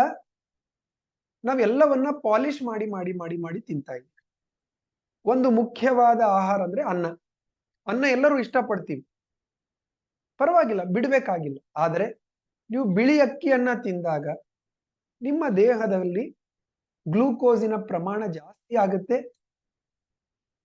ಆ ಗ್ಲೂಕೋಸು ಸಡನ್ ಆಗಿ ರಶ್ ಆಗುತ್ತೆ. ಒಂದನೇದ್ದು ಅತಿಯಾಗಿ ದೇಹಕ್ಕೆ ಗ್ಲೂಕೋಸ್ ಹೋಗಬಾರದು. ಎರಡನೇದ್ದು ಗ್ಲೂಕೋಸ್ ಹೆಂಗ್ ಹೋಗ್ಬೇಕು ನಿಮ್ಮ ದೇಹಕ್ಕೆ ಅಂತಂದ್ರೆ ನಿಧಾನಕ್ಕೆ ಹೋಗುತ್ತೆ. ಆ ಗ್ಲೂಕೋಸ್ ಅನ್ನ ನಿಧಾನಕ್ಕೆ ಕಳಿಸುವ ಕೆಲಸ ಯಾರು ಮಾಡ್ತಾರೆ ಅಂದ್ರೆ ನಾರು ಮಾಡುತ್ತೆ. ಯಾವಾಗ ನಮ್ಮ ಆಹಾರದಲ್ಲಿ ನಾರಿನ ಪ್ರಮಾಣ ಕಡಿಮೆ ಆಗುತ್ತೆ, ಗ್ಲೂಕೋಸು ಸಡನ್ ಆಗಿ ಹೋಗುತ್ತೆ. ಸಡನ್ ಆಗಿ ಹೋಗಬಾರದು. ಸಡನ್ ಆಗಿ ಹೋದಾಗ ಏನಾಗುತ್ತೆ ಗೊತ್ತಾ? ನಿಮ್ಮ ಸಿಸ್ಟಮ್ ಕನ್ಫ್ಯೂಸ್ ಆಗುತ್ತೆ. ಸಡನ್ ಗ್ಲೂಕೋಸ್ ಬಂದಾಗ ಆ ಗ್ಲೂಕೋಸ್ ಅನ್ನ ಏನ್ ಮಾಡಬೇಕು ಗೊತ್ತಾಗಲ್ಲ. Your system enters into a state of confusion, ಕಿಯಾಸ್ಕ್. ನೋಡಿ, ಯಾವುದೋ ಒಂದು ಫಂಕ್ಷನ್ಗೆ 1000 ಮಂದಿ ಕರೆದಿರ್ತೀವಿ ನಾವು. ಒಂದೇ ಸಲ 2000 ಜನ ಬಂದ್ರಂದ್ರೆ ಏನಾಗುತ್ತೆ ಹೇಳಿ? ಸಮಸ್ಯೆ ಆಗಿಬಿಡುತ್ತಲ್ಲ. ಹಂಗೆ ನಿಮ್ಮ ದೇಹಕ್ಕೆ ನೀವು 1000 ಜನರ ಸಲುವಾಗಿ ವ್ಯವಸ್ಥೆ ಮಾಡಿದಿರ ಫಂಕ್ಷನ್, 2000 ಜನ ಬಂದ್ಬಿಡ್ತಾರೆ. ಅವಾಗ ಹೆಂಗಾಗುತ್ತೆ ನಿಮ್ಮ ಫಂಕ್ಷನ್? ಹೆಂಗಾಗುತ್ತೆ? ಎಲ್ಲ ಅಸ್ತವ್ಯಸ್ತವಾಗುತ್ತೆ, ಎಲ್ಲ ಅವ್ಯವಸ್ಥೆ ಆಗುತ್ತೆ. ಅವಾಗ ಏನೂ ಆಗಬಹುದು. ಕೆಲವೊಬ್ರಿಗೆ ಊಟ ಸಿಗಲ್ಲ, ಕೆಲವೊಬ್ರಿಗೆ ಕೂಡಕ್ ಜಾಗ ಸಿಗಲ್ಲ, ಕೆಲವೊಬ್ರು ಕಾಲ್ ತುಳಿತಾಗತ್ತೆ, ಚಪ್ಪಲ್ ಕಳ್ಕೊತಾರೆ, ಏನೂ ಆಗುತ್ತೆ. ಹಂಗೆ ನಿಮ್ಮ ದೇಹದಲ್ಲಿ ಈ ಗ್ಲೂಕೋಸ್ ಸಡನ್ ಆಗಿ ಬಂದಾಗ ದೇಹ ಗಾಬರಿ ಆಗ್ಬಿಡುತ್ತೆ. ಏನ್ ಮಾಡ್ಬೇಕು ಅದು? ಯಾಕಂದ್ರೆ ಅದು ಡಿಸೈನ್ ಆ ರೀತಿ ಆಗಿಲ್ಲ. ಅದಕ್ಕೆ ಪ್ರಕೃತಿ ಯಾವ ರೀತಿ ನಿಮ್ಮ ಸಿಸ್ಟಮ್ ಅನ್ನ ಡಿಸೈನ್ ಮಾಡಿದೆ ಅಂದ್ರೆ ಗ್ಲೂಕೋಸ್ ನಿಧಾನಕ್ಕೆ ನಿಧಾನಕ್ಕೆ ನಿಧಾನಕ್ಕೆ ಬರಬೇಕು. ಆ ನಿಧಾನಕ್ಕೆ ನಿಧಾನಕ್ಕೆ ನಿಧಾನಕ್ಕೆ ಕಳಿಸುವ ಕಂಟ್ರೋಲ್ ಯಾರ ಕೈಯಲ್ಲಿದೆ? ನಾರಿನಲ್ಲಿ ಇದೆ, ಫೈಬರಿನಲ್ಲಿ ಇದೆ. ಸೊ ನಿಮ್ಮ ಊಟದಲ್ಲಿ ಹೇರಳವಾಗಿ ನಾರನ್ನ ಕೊಡಬೇಕು. You should include lot of fibre. Fibre ಎಲ್ಲಿಂದ ಬರುತ್ತೆ? ಈ ಧಾನ್ಯಗಳನ್ನ ನೀವು ಪಾಲಿಶ್ ಮಾಡಲಿಲ್ಲ ಅಂದ್ರೆ ಫೈಬರ್. ಒಂದನೇದು, ಧಾನ್ಯಗಳನ್ನ ನೀವು ಪಾಲಿಶ್ ಮಾಡದೆ ಅಥವಾ ಸ್ವಲ್ಪ ಪಾಲಿಶ್ ಮಾಡಿ ಇರುವ ಧಾನ್ಯಗಳನ್ನ ಬಳಸಿದ್ರಿ ಅಂದ್ರೆ ನಿಮಗೆ ಫೈಬರ್ ಸಿಗುತ್ತೆ. ಸೆಮಿ ಪಾಲಿಶು, ಅನ್ಪಾಲಿಶ್ ರೈಸ್ ಆಗಿರಬಹುದು, ನೀವು ಪಾಲಿಶ್ ಮಾಡಿರುವ ಮೈದಾ ಐಟಮ್ಗಳನ್ನ, ಸಕ್ಕರೆಯನ್ನ, ಇಂಥವೆಲ್ಲ ತಿಂದಾಗ ಏನಾಗುತ್ತೆ? Biscuit, bread, sudden rush of glucose ಆಗುತ್ತೆ. ಅದು ಆಗಬಾರದು. ಸೊ ನಿಮ್ಮ ಆಹಾರದಲ್ಲಿ ನಾರಿನ ಪ್ರಮಾಣವನ್ನು ನೀವು ಹೆಚ್ಚಿಸ್ಕೊಳ್ಬೇಕು. ಅದು ಎದರಿಂದ ಸಾಧ್ಯ ಅಂತಂದ್ರೆ, ಒಂದು, ಈ ನಿಮ್ಮ ಧಾನ್ಯವನ್ನ ಪಾಲಿಶ್ ಮಾಡಿ, ಪೂರ್ತಿ ಪಾಲಿಶ್ ಮಾಡಿ ತಿನ್ನಬಾರದು. ಇನ್ನು ಎರಡನೇದ್ದು, ನೀವೇನು ಧಾನ್ಯಗಳನ್ನ ಆಯ್ಕೆ ಮಾಡ್ಕೊಳ್ತೀರಾ, ಸಾಧ್ಯವಾದಷ್ಟು ಆ ಧಾನ್ಯ ದೇಸಿ ತಳಿ ಆಗಿರಬೇಕು. ಸಾಧ್ಯವಾದಷ್ಟು ಎಲ್ಲೆಲ್ಲಿ ಪಾಸಿಬಲ್ ಇದೆ ಅಲ್ಲಿ, ಎಲ್ಲಿಲ್ಲ ಪರವಾಗಿಲ್ಲ. ಯಾಕೆ? ದೇಸಿ ತಳಿ ಮತ್ತೆ ಹೈಬ್ರಿಡ್ ಏನು ವ್ಯತ್ಯಾಸ ಇರುತ್ತೆ ಅಂತಂದ್ರೆ, ದೇಸಿ ತಳಿ ಏನಿರುತ್ತೆ ಅಂದ್ರೆ ಪ್ರಕೃತಿ ದತ್ತವಾಗಿ ಏನು ಬಂದಿರುತ್ತೆ ಅದರಲ್ಲಿ ಎನರ್ಜಿಗಳು ನ್ಯೂಟ್ರಿಷನ್ ಬ್ಯಾಲೆನ್ಸ್ ಅಲ್ಲಿ ಇರುತ್ತೆ. ನೀವು ಹೈಬ್ರಿಡ್ ತಿಂದಾಗ ಏನಾಗುತ್ತೆ ಅದರಲ್ಲಿ ಎನರ್ಜಿ ಬ್ಯಾಲೆನ್ಸ್ ಅಲ್ಲಿ ಇರಲ್ಲ, ಏನೋ ಒಂದು ಜಾಸ್ತಿ ಇರುತ್ತೆ. ನಿಮಗೆ ಎನರ್ಜಿ ಯಾವ ರೀತಿ ಬೇಕು ಅಂದ್ರೆ ಬ್ಯಾಲೆನ್ಸ್ ಬ್ಯಾಲೆನ್ಸ್ ಬ್ಯಾಲೆನ್ಸ್. ಸಿ ಆರೋಗ್ಯ ಅಂದ್ರೆ ಏನ್ ಗೊತ್ತಾ? ಬ್ಯಾಲೆನ್ಸ್. ಏನೂ ಬಿಡ್ಬೇಕಾಗಿಲ್ಲ. It's all about balance balance balance. ಯಾವುದು ಎನರ್ಜಿ? ವಾತ ಕೆಟ್ಟದು, ಪಿತ್ತ ಕೆಟ್ಟದು, ಕಫ ಕೆಟ್ಟದಿಲ್ಲ. ಮೂರು ಒಳ್ಳೇದೇ, ಮೂರು ಬೇಕು. ಒಬ್ರು ಯಾರೋ ಮೊನ್ನೆ ಕೇಳ್ತಾ ಇದ್ರು, ವಾತ ಪೂರ್ತಿ ತೆಗೆದು ಹಾಕ್ಲಿಕ್ಕೆ ಏನ್ ಮಾಡಬೇಕು ಅಂತ ಕೇಳ್ತಾರೆ. ವಾತ ಪೂರ್ತಿ ತೆಗೆದು ಹಾಕ್ರೆ ನೀವೇ ಇರಲ್ಲ ಅಂದೆ. ನೀವಿದ್ದ ಮೇಲೆ ಆಮೇಲೆ ಸಿ ಯಾವುದು ಕೆಟ್ಟದಿಲ್ಲ, ಬ್ಯಾಲೆನ್ಸ್ ತುಂಬಾ ಮುಖ್ಯ. ಸೊ ನಿಮ್ಮ ಧಾನ್ಯದಲ್ಲಿ ಆ ಎನರ್ಜಿ ಕೂಡ ಬ್ಯಾಲೆನ್ಸ್ ಅಲ್ಲಿ ಇರಬೇಕು. ಇವತ್ತು ನಾವು ತಿಂತಾ ಇರುವ 70-80% ಧಾನ್ಯಗಳು ಹೈಬ್ರಿಡ್ ತಿಂತಾ ಇದೀವಿ. ಅದರಲ್ಲಿ ಫೈಬರ್ ಕಡಿಮೆ ಇರುತ್ತೆ.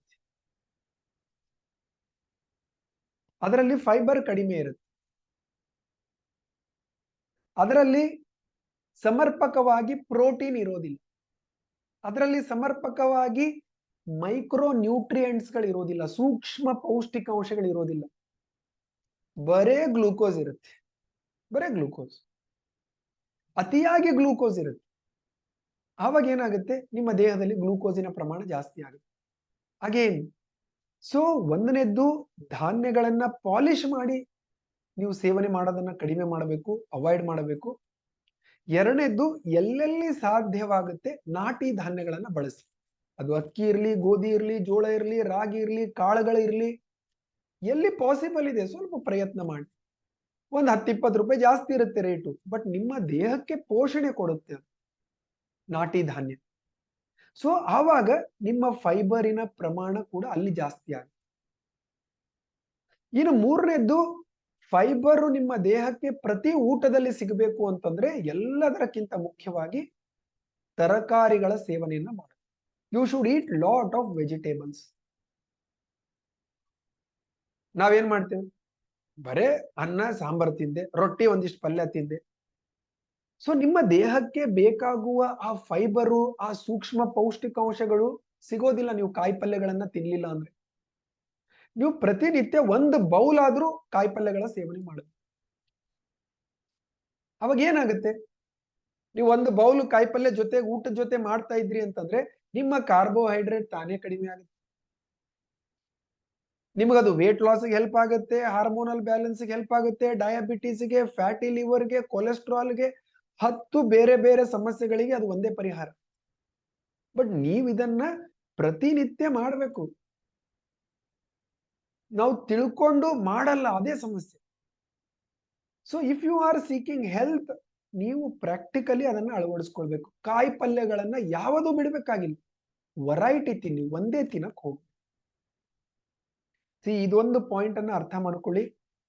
ಯಾವುದನ್ನೇ ಒಂದೇ ಐಟಮ್ ಅನ್ನ ಅತಿಯಾಗಿ ತಿನ್ನಬಾರ್ದು. ಅದು ಏನೇ ಇರಲಿ, ಅದು ಒಂದು ಹಣ್ಣು ಇರಲಿ, ಒಂದು ಕಾಯಿ ಪಲ್ಯ ಇರಲಿ, ಒಂದು ಕಾಳು ಬೇಳೆ ಇರಲಿ, ಎಣ್ಣೆ ಆಗಿರ್ಲಿ, ಒಂದನ್ನೇ ಅತಿಯಾಗಿ ತಿನ್ನಬೇಡಿ. ನಾನು ತುಂಬಾ ಜನರಲ್ಲಿ ನೋಡಿದ್ದೀನಿ ಅದರಿಂದ ಸಮಸ್ಯೆ. ಫಾರ್ ಎಕ್ಸಾಂಪಲ್, ನಾವು ಅಡಿಗೆ ಎಣ್ಣೆಯನ್ನ ಬಳಸ್ತೇವೆ. ಗಾಣದ ಶುದ್ಧವಾದ ಎಣ್ಣೆ ಬಳಸಬೇಕು ಅಂತ ಎಲ್ಲರಿಗೂ ಗೊತ್ತಿದೆ, ಬಳಸಿ. ಆದ್ರೆ ಒಂದೇ ಎಣ್ಣೆ ಬಳಸಬೇಡಿ. ಕೆಲವೊಬ್ರು ಬರೇ ಶೇಂಗಾದ ಎಣ್ಣೆ, ಕಡಲೆ ಬೀಜದ ಎಣ್ಣೆ ತಿಂತಿರ್ತಾರೆ. ಅದನ್ನ ಮಾಡಬೇಡಿ. ಎಟ್ ಲೀಸ್ಟ್ 2 ವೆರೈಟಿ, ಸಾಧ್ಯವಾದ್ರೆ 3 ವೆರೈಟಿ. ನಿಮ್ಮ ಮನೆಯಲ್ಲಿ 2-3 ತರಹದ ಎಣ್ಣೆಗಳು ಇರಬೇಕು ನಿಮ್ಮ ಕಿಚನ್ ಅಲ್ಲಿ. ಒಂದೇ ಎಣ್ಣೆ ಬಳಸಬೇಡಿ, ಅದು ಯಾವುದೇ ಇರಲಿ. ಯಾಕೆ ಅಂತಂದ್ರೆ ಮತ್ತೆ ನಾನು ಹೇಳ್ತೀನಿ, ಒಂದೊಂದು ಆಹಾರದ್ದು ಒಂದೊಂದು ರೀತಿಯ ಎನರ್ಜಿ ಇರುತ್ತೆ. ನಮ್ಮ ದೇಹಕ್ಕೆ ಬ್ಯಾಲೆನ್ಸ್ ಬೇಕು. ನೀವು ಬರೀ ಶೇಂಗಾದ ಎಣ್ಣೆ ತಿಂದ್ರಿ ಅಂದ್ರೆ ನಿಮ್ಮ ದೇಹದಲ್ಲಿ ಇನ್ಫ್ಲಮೇಷನ್ ಆಗುತ್ತೆ, ಉರಿಯೂತ ಆಗುತ್ತೆ. ಉರಿಯೂತ ಆದಾಗ ಏನೇನಾಗುತ್ತೆ ಗೊತ್ತಾ? ನಿಮ್ಮ ಲಂಗ್ಸ್ ಡ್ರೈ ಆಗ್ಬೋದು, ನಿಮ್ಮ ಇಂಟೆಸ್ಟೈನ್ ಅಲ್ಲಿ ಪೌಷ್ಟಿಕಾಂಶಗಳ ಅಬ್ಸಾರ್ಬ್ ಮಾಡ್ಕೊಳ್ಳುವ ಕೆಪಾಸಿಟಿ ಕಡಿಮೆ ಆಗ್ಬೋದು, ನಿಮಗೆ ಗ್ಯಾಸ್ಟ್ರಿಕ್ ಆಗ್ಬೋದು, ನಿಮಗೆ ಪಾದದ ಉರಿ ಬರಬಹುದು, ಹಿಂಬಡಿ ನೋವು ಬರಬಹುದು. ಬೇರೆ ಬೇರೆ ರೀತಿಯಲ್ಲಿ ಒಬ್ಬೊಬ್ಬರಲ್ಲಿ ಒಂದೊಂದು ರೀತಿಯಲ್ಲಿ ಮ್ಯಾನಿಫೆಸ್ಟ್ ಆಗುತ್ತೆ ಸಮಸ್ಯೆ. ನಾನು ನೋಡಿದ್ದೇನೆ. ಬರೇ ಒಬ್ರು ಇದ್ರು ಶೇಂಗಾದ ಎಣ್ಣೆಯನ್ನ ತಿಂತಾ ಇದ್ರು. ಸೊ ನಾನು ಅವ್ರಿಗೆ ಹೇಳಿದ್ ಸ್ವಲ್ಪ ಚೇಂಜ್ ಮಾಡಿ. ಸೊ ಅವ್ರಿಗೆ ಹಿಂಬಡಿ ನೋವು ಆಗ್ತಾ ಇತ್ತು. ಕಡಿಮೆ ಆಯ್ತು 2-3 ತಿಂಗಳಲ್ಲಿ ತನ್ನಷ್ಟಕ್ಕೆ ತಾನೇ. ಮತ್ತೇನು ಔಷಧಿ ಇಲ್ಲ, ಏನಿಲ್ಲ. ಇದು ಎಲ್ಲದಕ್ಕೂ ಅನ್ವಯವಾಗುತ್ತೆ. ಸೊ ಕಾಯಿ ಪಲ್ಯಗಳನ್ನು ಕೂಡ ಪ್ರತಿ ದಿವಸ ಒಂದೇ ತಿನ್ಬೇಡಿ. ವರೈಟಿ. ನಿಮ್ಮ ದೇಹಕ್ಕೆ ಏನ್ ಬೇಕು ಅಂದ್ರೆ ವರೈಟಿ ಬೇಕು. ನೆನ್ಪಿಟ್ಕೊ. ನಿಮ್ಮ ದೇಹಕ್ಕೆ ಏನ್ ಬೇಕು? ವೈವಿಧ್ಯತೆ ಬೇಕು.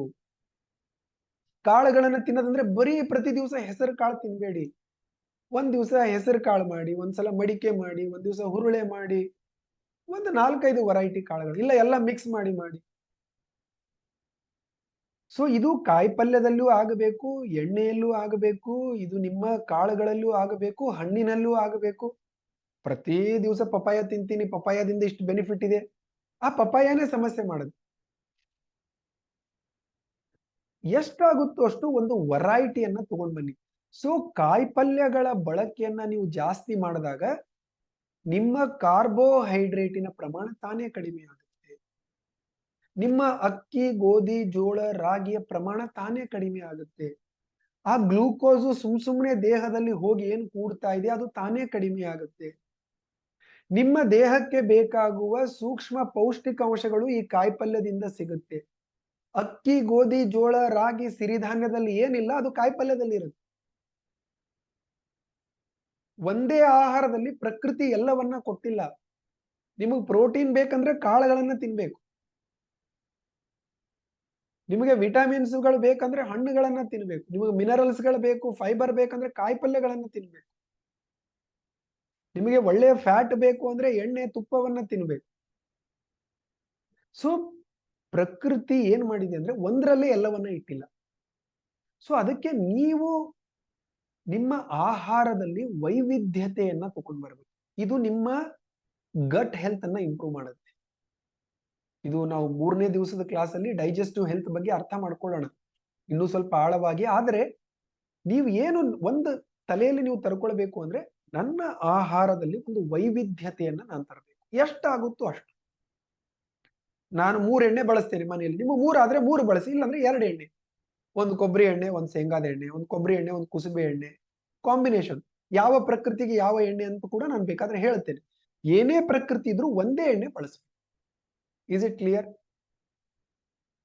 ಕ್ಲಿಯರ್? ನಿಮ್ಮ ಆಹಾರದಲ್ಲಿ ನೀವು ಪ್ರತಿನಿತ್ಯ ಕಾಯಿಪಲ್ಯಗಳ ಬಳಕೆಯನ್ನ ಜಾಸ್ತಿ ಮಾಡ್ಬೇಕು. ಮಾಡ್ತೀರಾ? ನಾಳೆಯಿಂದ ಎಲ್ಲರೂ ಮಾಡ್ತೀರಾ?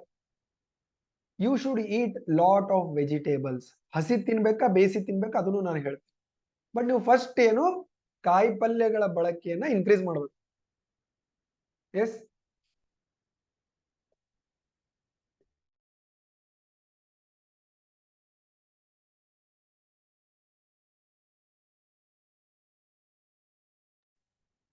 ನೀವು ಯಾವಾಗ ಆ ಕಾಯಿಪಲ್ಯಗಳ ಬಳಕೆಯನ್ನ ಜಾಸ್ತಿ ಮಾಡ್ತೀರಾ ನಿಮಗೆ ಆ ಫೈಬರ್ ಸಿಗ್ಲಿಕ್ಕೆ ಶುರು ಆಗುತ್ತೆ.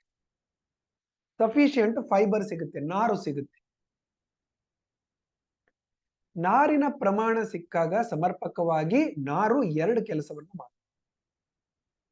ಒಂದು, ಗ್ಲೂಕೋಸ್ ಅನ್ನ ನಿಧಾನಕ್ಕೆ ರಕ್ತಕ್ಕೆ ಕಳಿಸುವ ಕೆಲಸ ಮಾಡುತ್ತೆ. ಎರಡನೇದ್ದು, ನಿಮಗೆ ತೃಪ್ತಿಯನ್ನ, ಸ್ಯಾಟಿಸ್ಫ್ಯಾಕ್ಷನ್ ಅನ್ನ ತರುತ್ತೆ.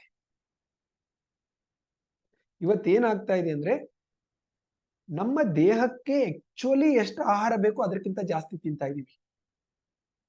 We are eating more than what are body needs.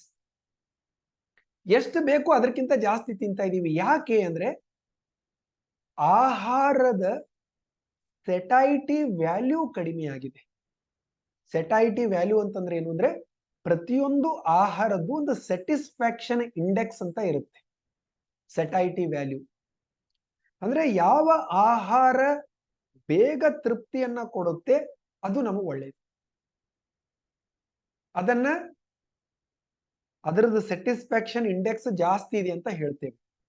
ಯಾವುದು ಬೇಗ ತೃಪ್ತಿಯನ್ನ ಕೊಡುತ್ತೆ ಅದು. ಯಾವಾಗ ನಮ್ಮ ಆಹಾರದಲ್ಲಿ ನಾರಿನ ಪ್ರಮಾಣ ಕಡಿಮೆ ಆಗುತ್ತೆ ನಮಗೆ ಬೇಗ ತೃಪ್ತಿ ಆಗಲ್ಲ. ನಾರು ಏನ್ ಮಾಡುತ್ತೆ ಅಂದ್ರೆ ತೃಪ್ತಿಯನ್ನ ತರುತ್ತೆ, ಸಮಾಧಾನವನ್ನ ತರುತ್ತೆ. ದೊಡ್ಡ ಗುಣ ಅಲ್ಲ ಅದು. ತೃಪ್ತಿ ಸಮಾಧಾನ ಸಣ್ಣ ಗುಣನ? ಎಂತ ಒಳ್ಳೆಯ ಗುಣ ಹೊಂದಿದೆ ಹೇಳಿ ನಾರು. ಏನ್ ತರುತ್ತೆ? ತೃಪ್ತಿ ಸಮಾಧಾನವನ್ನ ತರುತ್ತೆ. ಸ್ವಲ್ಪ ತಿಂದ್ರೆ ಸಾಕು ಅನ್ನುತ್ತೆ. ಎಂತ ಗುಣ! ಸೊ ಆ ನಾರು ಕಡಿಮೆ ಆದಾಗ ನೆನ್ಪಿಟ್ಕೊಳ್ಳಿ, ನೀವೇನು ಆಹಾರವನ್ನ ದೇಹಕ್ಕೆ ಕೊಡ್ತೀರಾ ಅದು ಬರೀ ನಿಮ್ಮ ದೇಹಕ್ಕೆ ಅಷ್ಟೇ ಅಲ್ಲ, ಸೇಮ್ ಎನರ್ಜಿ ನಿಮ್ಮ ಮೈಂಡ್ ಅಲ್ಲೂ ವರ್ಕ್ ಆಗುತ್ತೆ. ನೀವು ದೇಹಕ್ಕೆ ಏನು ಆಹಾರ ಕೊಡ್ತೀರಾ, it is not, you are not just feeding the body, you are also feeding the mind. ನೀವು ಕೊಡುವ ಆಹಾರ ಬರೀ ದೇಹಕ್ಕಲ್ಲ, ನಿಮ್ಮ ಮನಸ್ಸಿಗೂ ಕೂಡ. ಯಾವಾಗ ನಿಮ್ಮ ಆಹಾರದ ಸ್ಯಾಟಿಸ್ಫ್ಯಾಕ್ಷನ್ ಇಂಡೆಕ್ಸ್ ಕಡಿಮೆ ಇರುತ್ತೆ, ಸೆಟೈಟಿನೇ ಇಲ್ಲ, ತೃಪ್ತಿನೇ ಇಲ್ಲ, ನಿಮ್ಮ ಮನಸ್ಸಿನಲ್ಲೂ ಕೂಡ ಆ ಗುಣಗಳು ರಿಫ್ಲೆಕ್ಟ್ ಆಗುತ್ತೆ. ನೀವು ಅತೃಪ್ತನೇ ಇರ್ತೀರ, ತೃಪ್ತಿ ಸಮಾಧಾನನೇ ಇರುವುದಿಲ್ಲ. ಅದೇ ಒತ್ತಡ ಅಂದ್ರೆ ಏನು? ಡಿಸ್ಸ್ಯಾಟಿಸ್ಫೈ. ಏನಿದೆ ಅದರಲ್ಲಿ ತೃಪ್ತಿ ಇಲ್ಲ, ಏನಿಲ್ಲ ಅದ್ರ ಹಿಂದೆ ಓಡೋದು. ಸೊ ಆ ತೃಪ್ತಿ ಸಮಾಧಾನದ ಎನರ್ಜಿ ಎಲ್ಲಿಂದ ಸಿಗುತ್ತೆ ಅಂದ್ರೆ ಫೈಬರ್ ಇಂದ ಸಿಗುತ್ತೆ. ಫೈಬರ್ ಆ ಕೆಲಸವನ್ನ ಮಾಡಿ. ಸೊ ಆ ನಾರಿನ ಅಂಶವನ್ನ ನೀವು ಸಮರ್ಪಕವಾಗಿ ಕೊಟ್ಟಾಗ ನೀವು ಸ್ವಲ್ಪ ತಿಂದ್ರೆ ಸಮಾಧಾನ. ನಿಮಗೆ ಬೇಕಾದ್ರೆ ನಿಮಗೆ ಎಲ್ಲರಿಗೂ ಗೊತ್ತಿರುತ್ತೆ, ನೀವು ಯಾವ ಆಹಾರದಲ್ಲಿ ನಾರಿನ ಪ್ರಮಾಣ ಜಾಸ್ತಿ ಇದೆ ಅದನ್ನ ತಿಂದು ನೋಡಿ, ಯಾವ ಆಹಾರದಲ್ಲಿ ನಾರಿನ ಪ್ರಮಾಣ ಕಡಿಮೆ ಇದೆ ಅದನ್ನ ತಿಂದು ನೋಡಿ. ನೀವು ನಾರಿನ ಅಂಶ ಜಾಸ್ತಿ ಇರುವ ಆಹಾರ ಜಾಸ್ತಿ ತಿನ್ನಕ್ಕಾಗಲ್ಲ, ಸ್ವಲ್ಪ ತಿಂದ್ರೆ ಸಾಕಾಗುತ್ತೆ.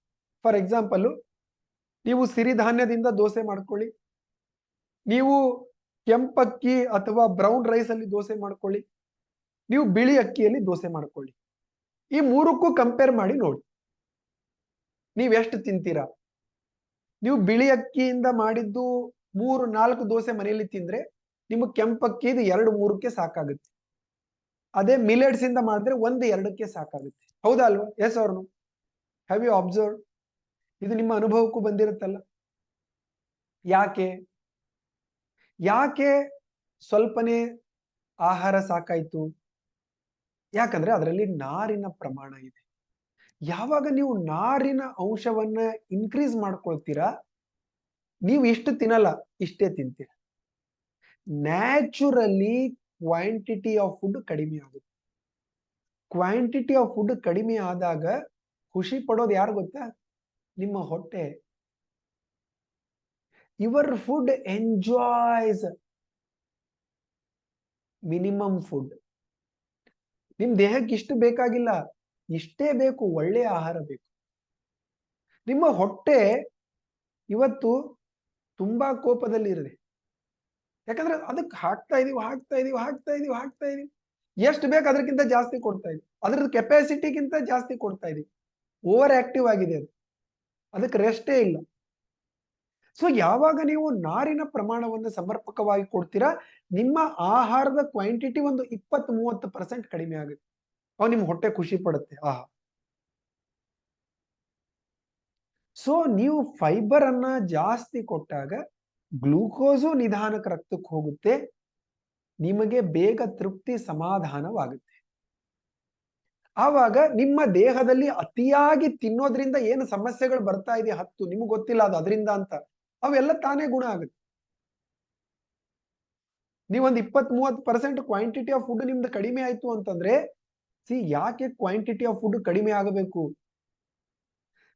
ನಮ್ಮ ಬಹಳಷ್ಟು ಎನರ್ಜಿ ಎಲ್ಲಿ ಖರ್ಚಾಗ್ತಾ ಇದೆ ಗೊತ್ತಾ? ತಿಂದಿದ್ದು ಡೈಜೆಸ್ಟ್ ಮಾಡ್ಕೊಳಕ್ಕೆ. ನಿಮ್ಮ ಎನರ್ಜಿ ಎಲ್ಲಾ ಖರ್ಚಾಗ್ತಾ ಇರೋದು ತಿಂದಿದ್ದು ಅರಗಿಸ್ಕೊಳಕ್ಕೆ. ಯಾಕಂದ್ರೆ ಡೈಜೆಷನ್ ಸರಳವಾದ ಕೆಲಸ ಅಲ್ಲ, ತುಂಬಾ ಕಾಂಪ್ಲೆಕ್ಸ್ ಕೆಲಸ ಅದು. ಸೊ ಅದು ತುಂಬಾ ನಿಮ್ಮ ಎನರ್ಜಿಯನ್ನು ತಗೊಳುತ್ತೆ. ಸೊ ನಿಮ್ಮ ದೇಹದ ನೋಡಿ, ಫಾರ್ ಎಕ್ಸಾಂಪಲ್, ನಿಮ್ಮಲ್ಲಿ ಒಂದು 100 ಯೂನಿಟ್ ಎನರ್ಜಿ ಇತ್ತು. ಆ 100 ಯೂನಿಟ್ ಎನರ್ಜಿಯಲ್ಲಿ ಒಂದು 50 ಯೂನಿಟ್ ಎನರ್ಜಿ ಡೈಜೆಷನ್ಗೆ ಹೋಗ್ತಾ ಇದೆ. ಇನ್ನು 50ರಲ್ಲೇ ಬೇರೆ ಎಲ್ಲ ಕೆಲಸ ಆಗಬೇಕು ದೇಹದಲ್ಲಿ. ಸೊ ಯಾವಾಗ ನಿಮ್ಮ ಆಹಾರದ ಕ್ವಾಂಟಿಟಿ ಸ್ವಲ್ಪ ಕಡಿಮೆ ಆಗುತ್ತೆ, ನಿಮ್ಮ ಡೈಜೆಷನ್ ಸಲುವಾಗಿ ಏನು ಎನರ್ಜಿ ಬೇಕೋ ಅದು ಕಡಿಮೆ ಆಗ್ಬಿಡುತ್ತೆ, ನ್ಯಾಚುರಲಿ ಕಡಿಮೆ ಆಗುತ್ತೆ. ಅವಾಗ ಎನರ್ಜಿ ಏನು ಉಳಿಯುತ್ತೆ, ಆ ಎನರ್ಜಿ ಸುಮ್ಮನೆ ಕೂಡಲ್ಲ, ದೇಹದಲ್ಲಿ ಬೇರೆ ಕೆಲಸಗಳನ್ನ ಮಾಡುತ್ತೆ. ನಿಮ್ಮ ದೇಹದಲ್ಲಿ ಏನೇ ಕೆಲಸ ಆಗಬೇಕಂದ್ರೂ ಎನರ್ಜಿ ಬೇಕು. ಎನರ್ಜಿ ಇರಲಾರ್ದು ಏನೂ ಆಗಲ್ಲ. ನಿಮ್ಮ ದೇಹ ಗುಣ ಆಗಬೇಕಂದ್ರೆ ಎನರ್ಜಿ ಬೇಕು. ಎನರ್ಜಿನೇ ಇಲ್ಲ ಗುಣ ಆಗ್ಲಿಕ್ಕೆ. ಎನರ್ಜಿ ಖರ್ಚು ಮಾಡ್ತಾ ಇದೀವಿ ಎಲ್ಲಿ ಬೇಕಲ್ಲಿ. ಡೈಜೆಷನ್ ಅಲ್ಲಿ ಎನರ್ಜಿ ಖರ್ಚಾಗ್ತದೆ. ಸೊ ಯಾವಾಗ ನಿಮ್ಮ ಆಹಾರದಲ್ಲಿ ನಾರಿನ ಪ್ರಮಾಣವನ್ನ ಇನ್ಕ್ರೀಸ್ ಮಾಡ್ತೀರಾ, ಯಾವಾಗ ನಿಮ್ಮ ಆಹಾರದಲ್ಲಿ ಸ್ವಲ್ಪ ನಾಟಿ ತಳಿಗಳನ್ನ ತಗೊಂಡ್ ಬರ್ತೀರಾ, ಯಾಕಂದ್ರೆ ನಾಟಿ ತಳಿಯಲ್ಲೂ ಕೂಡ ಫೈಬರ್ ಜಾಸ್ತಿ ಇರುತ್ತೆ, ನಾಟಿ ತಳಿಯಲ್ಲಿ ಬೇಕಾಗುವ ಬೇರೆ ಪೌಷ್ಟಿಕಾಂಶಗಳಿರುತ್ತೆ, ಆವಾಗ ನಿಮ್ಮ ಆಹಾರದ ಕ್ವಾಂಟಿಟಿ ತಾನಾಗಿಯೇ ಕಡಿಮೆ ಆಗುತ್ತೆ. ಸೊ ಅದಕ್ಕೆ ಕಾಯಿ ಪಲ್ಯಗಳ ಬಳಕೆಯನ್ನ ಜಾಸ್ತಿ ಮಾಡಬೇಕು. ಇನ್ನು ಮೂರನೇದ್ದು, ನಿಮ್ಮ ದೇಹಕ್ಕೆ ಒಳ್ಳೆಯ ಕೊಬ್ಬಿನ ಅಂಶ ಬೇಕು. ಇದೊಂದು ತಪ್ಪು ತುಂಬಾ ಜನ ಮಾಡ್ತಾ ಇದ್ದಾರೆ. ದೇಹಕ್ಕೆ ಒಳ್ಳೆಯ ಕೊಬ್ಬಿನ ಅಂಶವನ್ನ ಕೊಡ್ತಾ ಇಲ್ಲ. ನಾವು ಕೊಬ್ಬು ಅಂದ ತಕ್ಷಣ ಒಂದು ನೆಗೆಟಿವ್ ಫೀಲಿಂಗ್ ಇದೆ ನಮಗೆ, ನೋಡಿಬೇಕಾದ್ರೆ ಕೊಬ್ಬು ಅಂದ ತಕ್ಷಣ ನೆಗೆಟಿವ್ ಫೀಲಿಂಗ್. ನಿಮ್ಮ ದೇಹಕ್ಕೆ ಎಲ್ಲದಕ್ಕಿಂತ ಮುಖ್ಯವಾಗಿ ಬೇಕಾಗೋದು ಕೊಬ್ಬು. ಕೊಬ್ಬಿನ ಅಂಶ ದೇಹದಲ್ಲಿ ಇಲ್ಲ ಅಂತಂದ್ರೆ ನಿಮ್ಮ ಮೂಳೆಗಳು ವೀಕ್ ಆಗುತ್ತೆ. ನಮ್ಮ ಮನೆ ಎದ್ರ ಮೇಲೆ ನಿಂತಿರುತ್ತೆ, ಪಿಲ್ಲರ್ ಮೇಲೆ ನಿಂತಿರುತ್ತೆ. ನಮ್ಮ ದೇಹ ಎದ್ರ ಮೇಲೆ ನಿಂತಿದೆ, ಮೂಳೆಯ ಮೇಲೆ ನಿಂತಿದೆ. ನಮ್ಮ ಮೂಳೆಗಳು ವೀಕ್ ಆದಾಗ ದೇಹ ವೀಕ್ ಆಗುತ್ತೆ. ಮೂಳೆಗಳಿಗೆ ಏನು ಬೇಕು? ಮೂಲತಃ ಕೊಬ್ಬಿನ ಅಂಶ ಬೇಕು. ನೀವು ಒಳ್ಳೆಯ ಕೊಬ್ಬಿನ ಅಂಶವನ್ನ ದೇಹಕ್ಕೆ ಕೊಡ್ಲಿಲ್ಲ ಅಂತಂದ್ರೆ ನಿಮ್ಮ ದೇಹದಲ್ಲಿ ಮೂಳೆಗಳು ವೀಕ್ ಆಗುತ್ತೆ, ನಿಮ್ಮ ದೇಹದಲ್ಲಿ ಆ ಬೈಂಡಿಂಗ್ ಎನರ್ಜಿ ಕಡಿಮೆ ಆಗುತ್ತೆ. ದೇಹವನ್ನ ಒಂದಾಗಿ ಇಡುವ ಕೆಲಸ ಏನು ಮಾಡುತ್ತೆ? ಕುಶನ್ ಆಗಿ ಕೆಲಸ ಮಾಡುತ್ತೆ. ದೇಹದಲ್ಲಿ ಫ್ರಿಕ್ಷನ್ ಜಾಸ್ತಿ ಆಗುತ್ತೆ. ನೀವು ಒಳ್ಳೆ ಕೊಬ್ಬಿನ ಅಂಶ ಕೊಟ್ಟಿಲ್ಲ ಅಂದ್ರೆ ಫ್ರಿಕ್ಷನ್ ಜಾಸ್ತಿ ಆಗುತ್ತೆ, ಘರ್ಷಣೆ ಜಾಸ್ತಿ ಆಗುತ್ತೆ. ಮತ್ತೆ ನಾನು ಹೇಳ್ತಾ ಇದ್ದೀನಿ, ದೇಹದಲ್ಲಿ ಏನಾಗುತ್ತೆ ಅದು ಮನಸ್ಸಿನಲ್ಲೂ ಆಗುತ್ತೆ, ದೇಹದಲ್ಲಿ ಏನಾಗುತ್ತೆ ಅದು ಮನಸ್ಸಿನಲ್ಲೂ ಆಗುತ್ತೆ. ನಿಮ್ಮ ಮನಸ್ಸಿನ ಲೆವೆಲಲ್ಲೂ ಫ್ರಿಕ್ಷನ್ ಜಾಸ್ತಿ, ಘರ್ಷಣೆ ಜಾಸ್ತಿ. Your body and your mind ಎರಡು ಬೇರೆ ಬೇರೆ ಅಲ್ಲ. Your body and mind are part of one whole. ಎರಡೂ ಸೇರಿ ಒಂದು. ದೇಹದ ಸೂಕ್ಷ್ಮವಾದ ಭಾಗವೇ ಮನಸ್ಸು, ಮನಸ್ಸಿನ ಸ್ಥೂಲವಾದ ಭಾಗವೇ ದೇಹ. ನಿಮ್ಮ ದೇಹದಲ್ಲಿ ಏನೇನಾಗುತ್ತೆ ಅದು ನಿಮ್ಮ ಮನಸ್ಸಿನಲ್ಲಿ ಆಗುತ್ತೆ, ನಿಮ್ಮ ಮನಸ್ಸಿನಲ್ಲಿ ಏನೇನು ಆಗ್ತಾ ಇರುತ್ತೆ ಅದು ನಿಮ್ಮ ದೇಹದಲ್ಲಿ ರಿಫ್ಲೆಕ್ಟ್ ಆಗುತ್ತೆ. ನಿಮ್ಮ ಮನಸ್ಸಿನಲ್ಲಿ ಏನೇನು ಆಗ್ತಾ ಇರುತ್ತಲ್ಲ, ಯೋಚನೆಗಳು, ಭಾವನೆಗಳು ಏನೇ ನಡೀತಾ ಇರುತ್ತೆ ಅದೆಲ್ಲ ಪ್ರಭಾವ ನಿಮ್ಮ ದೇಹದ ಮೇಲೆ ಆಗುತ್ತೆ. ಸೊ ದೇಹದ ಮೇಲೆ ಏನೇನಾಗುತ್ತೆ? ಮನಸ್ಸಿನ ಮೇಲೂ ಆಗುತ್ತೆ. ಯಾವಾಗ ನಿಮ್ಮ ದೇಹಕ್ಕೆ ಒಳ್ಳೆಯ ಕೊಬ್ಬಿನ ಅಂಶವನ್ನ ಕೊಡಲ್ಲ, ನಿಮ್ಮ ಸಿಸ್ಟಮ್ನಲ್ಲಿ ಘರ್ಷಣೆ ಜಾಸ್ತಿ ಆಗುತ್ತೆ. ಆವಾಗ ನಿಮ್ಮ ಮನಸ್ಸಿನ ಲೆವೆಲಲ್ಲೂ ಕೂಡ ಘರ್ಷಣೆ ಜಾಸ್ತಿ ಆಗುತ್ತೆ. ಬೇರೆಯವರ ಜೊತೆ ನಿಮ್ದೇನು ರಿಲೇಷನ್ ಇರುತ್ತೆ ಅಲ್ಲಿ ಘರ್ಷಣೆ ಶುರುವಾಗುತ್ತೆ. ಸ್ಮೂತ್ ಫಂಕ್ಷನಿಂಗ್ ಆಗ್ಬೇಕಲ್ಲ. ಸ್ಮೂತ್ ಫಂಕ್ಷನಿಂಗ್ ಆಗ್ಬೇಕಂದ್ರೆ ಏನ್ ಬೇಕು? ಒಳ್ಳೆಯ ಎಣ್ಣೆ ಬೇಕು, ಒಳ್ಳೆಯ ತುಪ್ಪ ಬೇಕು. ಅದಕ್ಕೆ ಉತ್ಕೃಷ್ಟವಾದ ಕೊಬ್ಬಿನ ಅಂಶವನ್ನ ದೇಹಕ್ಕೆ ಕೊಡಬೇಕು. You should give very good quality fat. ಅದಕ್ಕೆ ಸುಮ್ಮನೆ ಹೇಳಿಲ್ಲ ನಮ್ಮ ಗಾದೆ ಮಾತುಗಳ ಹಿಂದಿನ, ಸಾಲ ಮಾಡಿ ಆದ್ರೂ ತುಪ್ಪ ತಿನ್ಬೇಕು ಅಂತ ಹೇಳ್ತಾರೆ. ಸುಮ್ನೆ ಹೇಳಿಲ್ಲ ಅದು. ಸೊ ನೀವು ಉತ್ಕೃಷ್ಟವಾದ ಎಣ್ಣೆಯನ್ನ, ಉತ್ತಮ ಗುಣಮಟ್ಟದ ತುಪ್ಪವನ್ನ ಸೇವನೆ ಮಾಡಬೇಕು.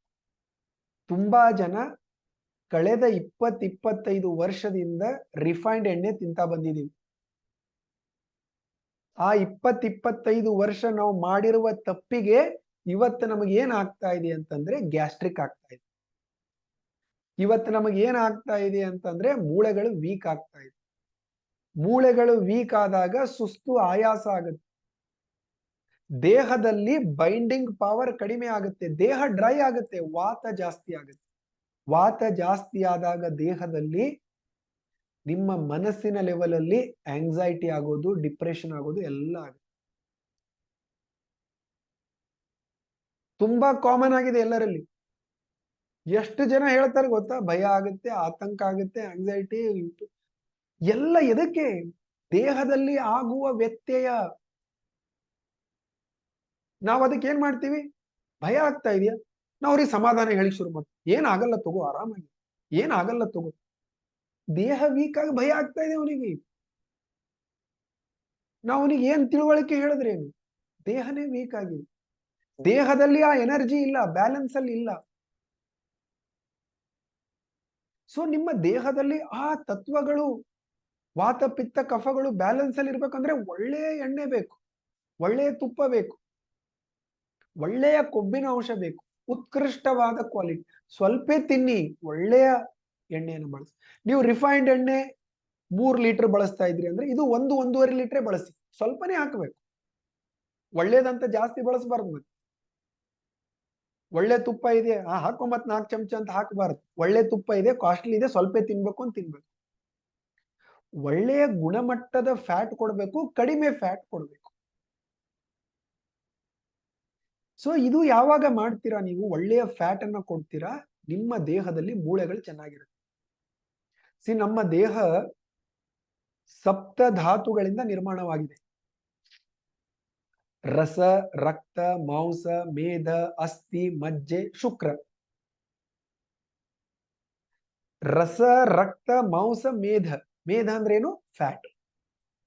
ಮೇಧ ಚೆನ್ನಾಗಿದ್ರೆ ಮುಂದಿಂದು ಧಾತು ಚೆನ್ನಾಗಿರುತ್ತೆ. ಮುಂದಿನ ಧಾತು ಏನು? ಅಸ್ಥಿ. ಅಸ್ಥಿ ಅಂದ್ರೆ ಬೋನ್ಸ್.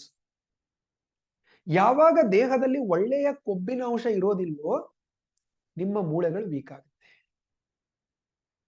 ಒಳ್ಳೆಯ ಕೊಬ್ಬಿನ ಅಂಶ ತುಂಬಾ ಎಲ್ಲದಕ್ಕಿಂತ ಮುಖ್ಯವಾಗಿ ಬೇಕು. ಮತ್ತೆ ಹೇಳುತ್ತಾ ಇದೀನಿ, ಜಾಸ್ತಿ ತಿನ್ನಬಾರ್ದು, ಕಡಿಮೆ ತಿನ್ಬೇಕು. ಒಳ್ಳೇದಿದೆ ಹಾಕಿ ಇನ್ನೊಂದು 4 ಚಮಚ ಅಂತ ಹಾಕ್ಸೋದು, ಸ್ವಲ್ಪ ತಿನ್ಬೇಕು. ಫ್ಯಾಟು ಕಡಿಮೆ ಬೇಕು, ಒಳ್ಳೆಯ ಗುಣಮಟ್ಟದ ಫ್ಯಾಟ್ ಬೇಕು. ಫ್ಯಾಟು ಅಗೇನ್ ನಿಮಗೆ ಸ್ಯಾಟಿಸ್ಫ್ಯಾಕ್ಷನ್ ಅನ್ನ ಕೊಡುತ್ತೆ. ಫ್ಯಾಟು ನಿಮ್ಮ ದೇಹದಲ್ಲಿ ಘರ್ಷಣೆಯನ್ನ ಕಡಿಮೆ ಮಾಡುತ್ತೆ.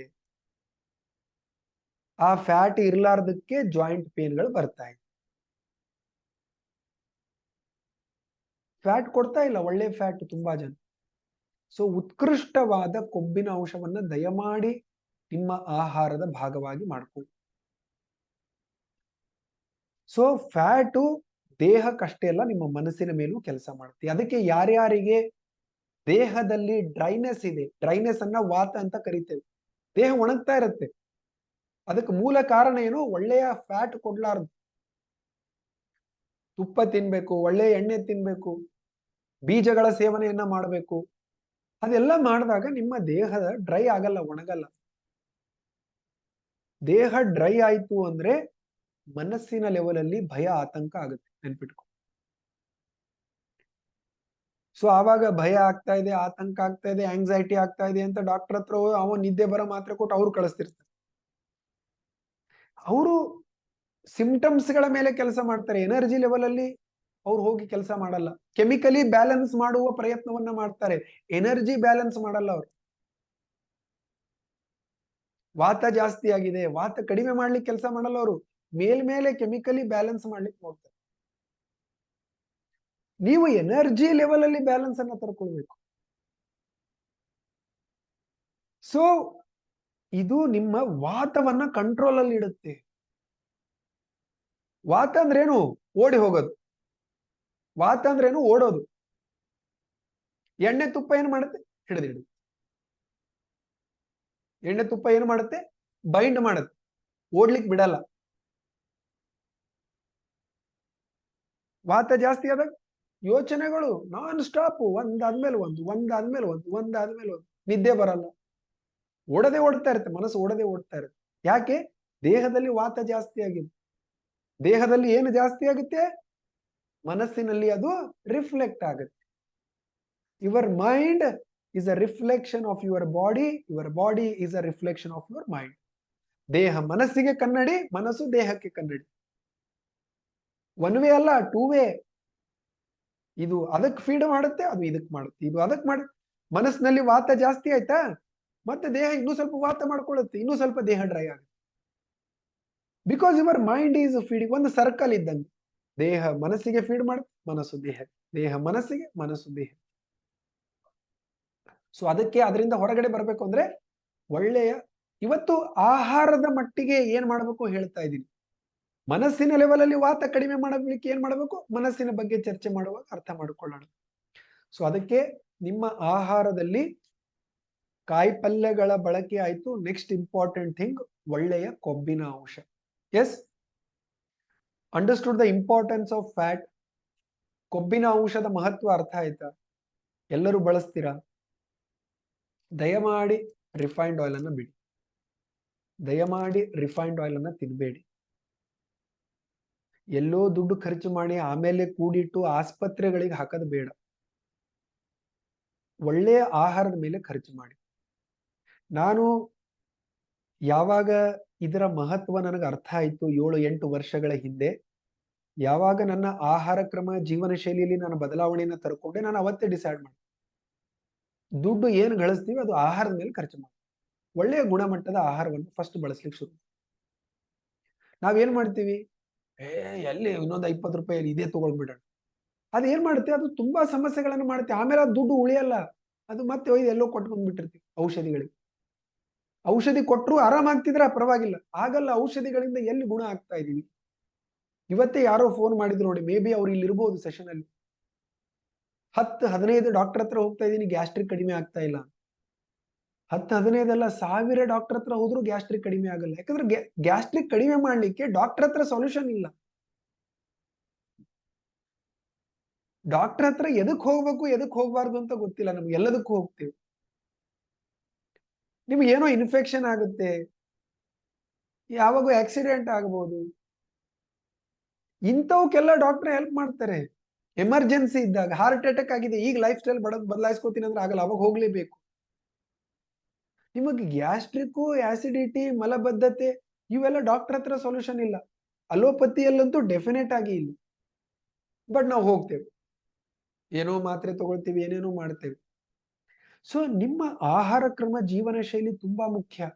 ನಿಮ್ಮ ಎನರ್ಜಿಗಳ, ಆ 3 ಎನರ್ಜಿಗಳನ್ನ ನೀವು ಬ್ಯಾಲೆನ್ಸ್ ಅಲ್ಲಿ ಇಟ್ಕೊಂಡ್ರಿ, ಆ 3 ಎನರ್ಜಿಗಳು ಬ್ಯಾಲೆನ್ಸ್ ಅಲ್ಲಿ ಇದ್ರೆ ಏನಾಗುತ್ತೆ, ಪಂಚತತ್ವಗಳು ಬ್ಯಾಲೆನ್ಸಿಗೆ ಬರುತ್ತೆ. ಭೂಮಿ, ಜಲ, ಅಗ್ನಿ, ವಾಯು, ಆಕಾಶ.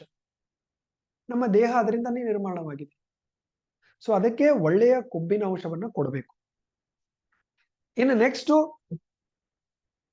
ಈ ಒಳ್ಳೆಯ ಕೊಬ್ಬಿನ ಅಂಶವನ್ನ ಕೊಟ್ಟಾಗ ನಾನು ಹೇಳಿದೆ, ನಿಮ್ಮ ದೇಹದಲ್ಲಿ ಮೂಳೆಗಳು ಚೆನ್ನಾಗಿ ಇರುತ್ತೆ. ಮೂಳೆಗಳು ಚೆನ್ನಾಗಿ ಇದ್ದಾಗ ನಿಮ್ಮ ಮನಸ್ಸು ಸ್ಟೇಬಲ್ ಇರುತ್ತೆ. ನಿಮಗೆ ಭಯ ಆಗಲ್ಲ, ಆತಂಕ ಆಗಲ್ಲ, ಡಿಪ್ರೆಷನ್ ಆಗಲ್ಲ. ಮೂಳೆಗಳು ಸ್ಟೇಬಲ್ ಆಗಿರಬೇಕು. ಮೂಳೆಗಳು ಸ್ಟೇಬಲ್ ಆಗಿದ್ರೆ ನೆಕ್ಸ್ಟ್ ಧಾತು ಚೆನ್ನಾಗಿರುತ್ತೆ. ನೆಕ್ಸ್ಟ್ ಧಾತು ಏನು, ನಿಮ್ಮ ನರ್ವಸ್ ಸಿಸ್ಟಮ್. ಮೂಳೆ ವೀಕ್ ಆಯ್ತಾ, ನೆಕ್ಸ್ಟ್ ಅದ್ರದ್ದು ಇಂಪ್ಯಾಕ್ಟ್ ನರ್ವಸ್ ಸಿಸ್ಟಮ್ ಮೇಲೆ ಆಗುತ್ತೆ. ನರ್ವಸ್ ಸಿಸ್ಟಮ್ ಇಂಪ್ಯಾಕ್ಟ್ ಆಯ್ತಾ, ನೆಕ್ಸ್ಟ್ ಶುಕ್ರಧಾತು, ಕಿಡ್ನಿ ಎಸೆನ್ಸ್, ನಿಮ್ಮ ದೇಹದ ಎಸೆನ್ಸ್, ಅದರಲ್ಲಿ ವ್ಯತ್ಯಯ ಆಗುತ್ತೆ. ಅದು ಆಗ್ತಾ ಇದೆ. ಸೊ ಈ ಮೂಳೆಗಳು ಸ್ಟ್ರಾಂಗ್ ಇರಬೇಕು ಅಂದ್ರೆ ಒಳ್ಳೆಯ ಕೊಬ್ಬಿನ ಅಂಶ ಕೊಡಬೇಕು. ಇನ್ನೊಂದು ಮುಖ್ಯವಾಗಿ, ನೀವು ಬಿಸಿಲಿಗೆ ಹೋಗ್ಬೇಕು. ಇವತ್ತು ಅರೌಂಡ್ 30% ಜನರಲ್ಲಿ, ಎಸ್ಪೆಷಲಿ ಸಿಟಿಯಲ್ಲಿ ಇರೋರಲ್ಲಿ, ವಿಟಮಿನ್ ಡಿ ಕೊರತೆ ಆಗ್ತಾ ಇದೆ. ದಯಮಾಡಿ ಇಗ್ನೋರ್ ಮಾಡಬೇಡಿ. ಬಿಸಿಲು ತುಂಬಾ ಅವಶ್ಯಕವಾಗಿ ನಮ್ಮ ದೇಹಕ್ಕೆ ಬೇಕು. ಆ ಬಿಸಿಲಿನಿಂದ ಸಿಗುವ ಪೌಷ್ಟಿಕಾಂಶ ನಿಮಗೆ ಯಾವ ಆಹಾರದಲ್ಲೂ ಸಿಗಲ್ಲ. ನಿಮ್ಮಲ್ಲಿ ತುಂಬಾ ಜನರಲ್ಲಿ ಈ ಮಾನಸಿಕ ಸಂಬಂಧಿ ಸಮಸ್ಯೆಗಳಿಗೆ ಕಾರಣ ಈ ವಿಟಮಿನ್ ಡಿ ಕೊರತೆ ಆಗ್ತಾ ಇದೆ. ಆ ವಿಟಮಿನ್ ಡಿ ಕೊರತೆ ಆಗ್ಲಿಕ್ಕೆ ಇನ್ನೊಂದು ಕಾರಣ ಏನು, ಒಳ್ಳೆಯ ಕೊಬ್ಬಿನ ಅಂಶ ಇದ್ದಾಗ ವಿಟಮಿನ್ ಡಿ ನಿಮ್ಮಲ್ಲಿ ಕೆಲಸ ಮಾಡುತ್ತೆ. ಯಾಕಂದ್ರೆ vitamin D is a fat soluble vitamin. ನೀರಿನಲ್ಲಿ ಅದು ಕರಗಲ್ಲ, ಫ್ಯಾಟ್ ಬೇಕು ಅದಕ್ಕೆ. ಫ್ಯಾಟ್ ದೇಹದಲ್ಲಿ ಒಳ್ಳೆಯ ಫ್ಯಾಟ್ ಇರಲಿಲ್ಲ ಅಂದ್ರೆ ವಿಟಮಿನ್ ಡಿ ನಿಮ್ಮಲ್ಲಿ ಅಬ್ಸಾರ್ಬ್ ಆಗಲ್ಲ. ಒಳ್ಳೆಯ ಫ್ಯಾಟ್ ಕೊಡಬೇಕು, ಬಿಸಿಲಿಗೆ ಹೋಗ್ಬೇಕು, ಇನ್ನು ಕ್ಯಾಲ್ಸಿಯಂ ಸಿಗುತ್ತೆ ನಿಮ್ಗೆ ಆರಾಮಾಗಿ ಊಟದಲ್ಲಿ. ತುಂಬಾ ಜನಕ್ಕೆ ಕ್ಯಾಲ್ಸಿಯಂ ಕೊರತೆ ಇದ್ದಾಗ ಏನ್ ತಿನ್ಬೇಕಂತ ಕೇಳ್ತಾರೆ. ಕ್ಯಾಲ್ಸಿಯಂ ಜಾಸ್ತಿ ಹುಡುಕ್ಬೇಕಾಗಿಲ್ಲ ನೀವು. ಒಂದು ರಾಗಿ ಮುದ್ದೆ ತಿಂದ್ರಿ ಅಂದ್ರೆ ಕ್ಯಾಲ್ಸಿಯಂ ಸಿಗುತ್ತೆ. ನೀವು ಕಾಳು ಕಡಿಗಳನ್ನ ತಿಂದ್ರಿ ಅಂದ್ರೆ ಕ್ಯಾಲ್ಸಿಯಂ ಸಿಗುತ್ತೆ. ಸೊಪ್ಪುಗಳನ್ನ, ಕಾಯಿಪಲ್ಯಗಳನ್ನ ತಿಂದ್ರೆ ಕ್ಯಾಲ್ಸಿಯಂ ಸಿಗುತ್ತೆ. ಎಲ್ಲದರಲ್ಲಿ ಕ್ಯಾಲ್ಸಿಯಂ ಇದೆ. ಸೊ ನಿಮಗೆ ಕ್ಯಾಲ್ಸಿಯಂ ಈಸಿಲಿ ಸಿಗುವ ಆಹಾರ, ಪೌಷ್ಟಿಕಾಂಶ. ನಿಮಗೆ ಕ್ಯಾಲ್ಸಿಯಂ ಕೊರತೆ ಎದಕ್ಕೆ ಆಗ್ತಾ ಇದೆ ಅಂದ್ರೆ ವಿಟಮಿನ್ ಡಿ ಇಲ್ಲ ಅಂದ್ರೆ ಕ್ಯಾಲ್ಸಿಯಂ ಅಬ್ಸಾರ್ಬ್ ಆಗಲ್ಲ. ವಿಟಮಿನ್ ಡಿ ಸಲುವಾಗಿ ನೀವು ಬಿಸಿಲಿಗೆ ಹೋಗ್ಬೇಕು. ವಿಟಮಿನ್ ಡಿ ನಿಮ್ಮಲ್ಲಿ ಚೆನ್ನಾಗಿ ಅಬ್ಸಾರ್ಬ್ ಆಗ್ಬೇಕು ಅಂದ್ರೆ ಒಳ್ಳೆಯ ಕೊಬ್ಬಿನ ಅಂಶವನ್ನು ಕೊಡ್ಬೇಕು. ಇದು ಒಂದು ಕನೆಕ್ಟಿವಿಟಿ ಇದೆ. ನಿಮ್ಮ ದೇಹದಲ್ಲಿ ಪೌಷ್ಟಿಕಾಂಶಗಳ ಒಂದು ಇಂಟರ್ ಡಿಪೆಂಡೆನ್ಸಿ ಇದೆ, ಒಂದರ ಮೇಲೆ ಒಂದು ಅವಲಂಬನವಾಗಿರುತ್ತೆ. ಸೊ ಅದಕ್ಕೆ ದಯಮಾಡಿ ಬಿಸಿಲಿಗೆ ಹೋಗಿ ಒಳ್ಳೆಯ ಕೊಬ್ಬಿನ ಅಂಶವನ್ನ ಕೊಡಿ. ಇನ್ನು ಕ್ಯಾಲ್ಸಿಯಂ ಸಲುವಾಗಿ ರಾಗಿ ಮುದ್ದೆ ತಿಂದ್ರೂ ಸಾಕು, ನಿಮಗೆ ಸಮರ್ಪಕವಾಗಿ ಸಿಗುತ್ತೆ. ಸೊ ಮೂಳೆಗಳು ಚೆನ್ನಾಗಿದ್ರೆ ಮುಂದಿನ ಧಾತು ಚೆನ್ನಾಗಿರುತ್ತೆ, ನಿಮ್ಮ ನರ್ವಸ್ ಸಿಸ್ಟಮ್ ಚೆನ್ನಾಗಿರುತ್ತೆ. ನರ್ವಸ್ ಸಿಸ್ಟಮ್ ಚೆನ್ನಾಗಿಲ್ಲ ಅಂದ್ರೆ ಏನಾಗುತ್ತೆ? ಇಂಬ್ಯಾಲೆನ್ಸ್ ಆಗುತ್ತೆ. ಮೈಂಡ್ ತುಂಬಾ ಇಂಬ್ಯಾಲೆನ್ಸ್ ಆಗುತ್ತೆ.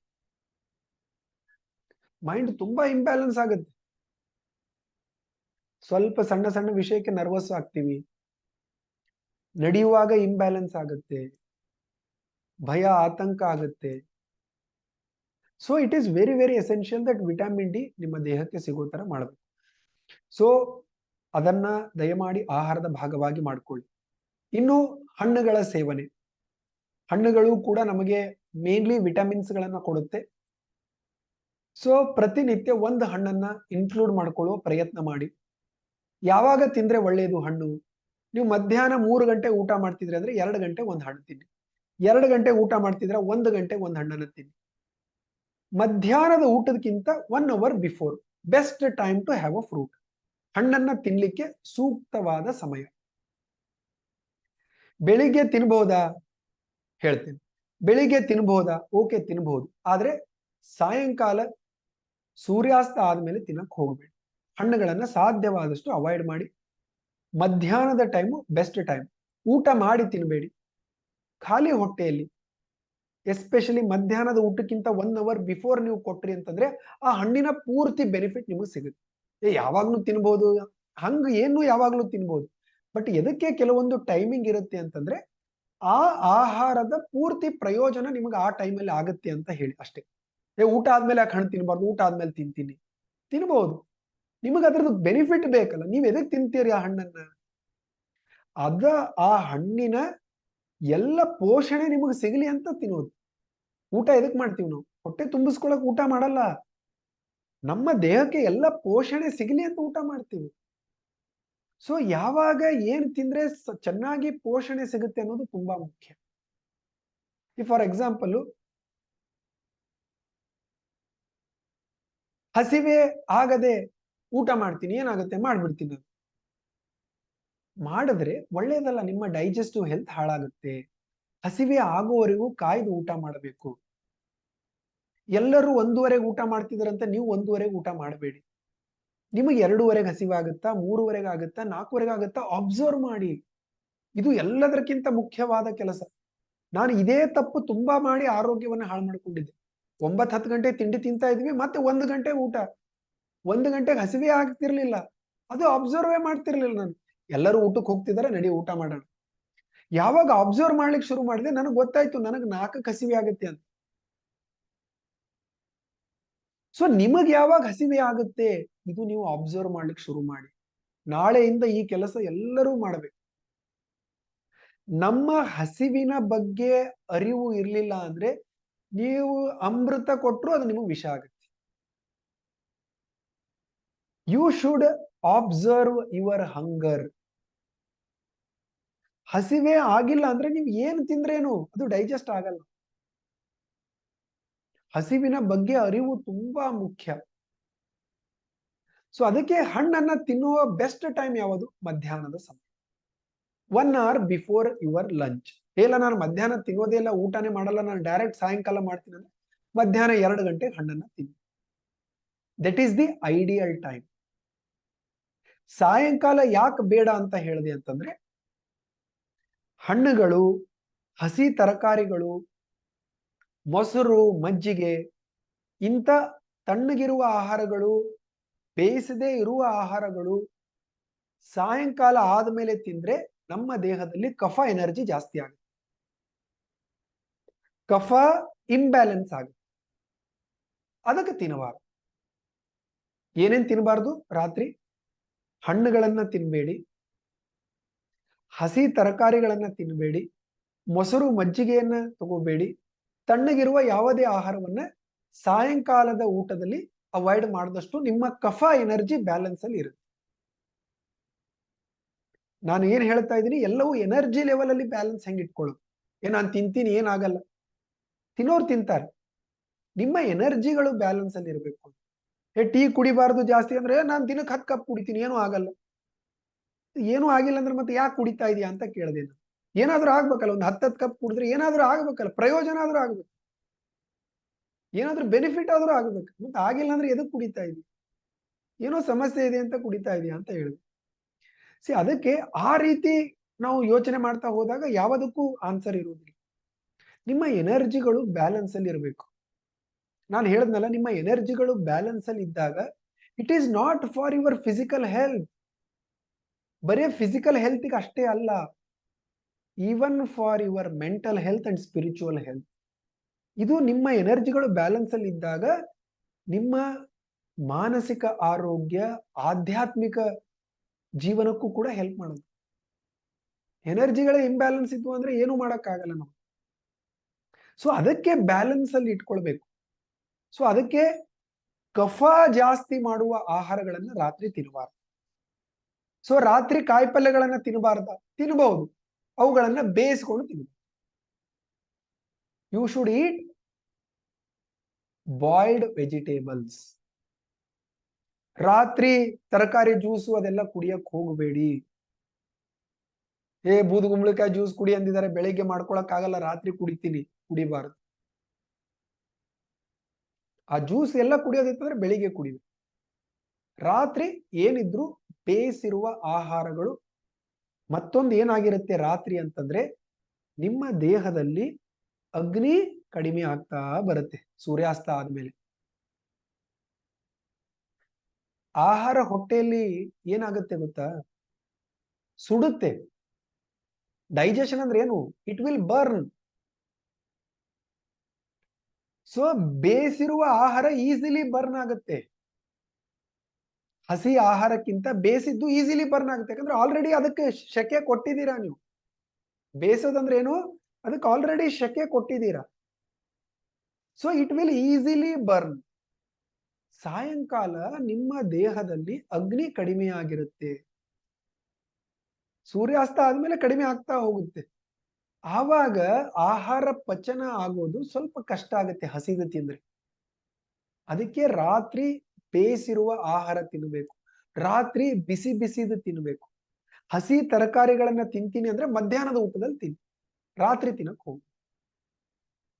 ಎಸ್, ಅದಕ್ಕೆ ಹಣ್ಣುಗಳನ್ನು ಕೂಡ ರಾತ್ರಿ ಇಲ್ಲಿ ಯಾವಾಗೋ ಒಂದ್ಸಲ ತಿಂದ್ರೆ ಏನಾಗಲ್ಲ.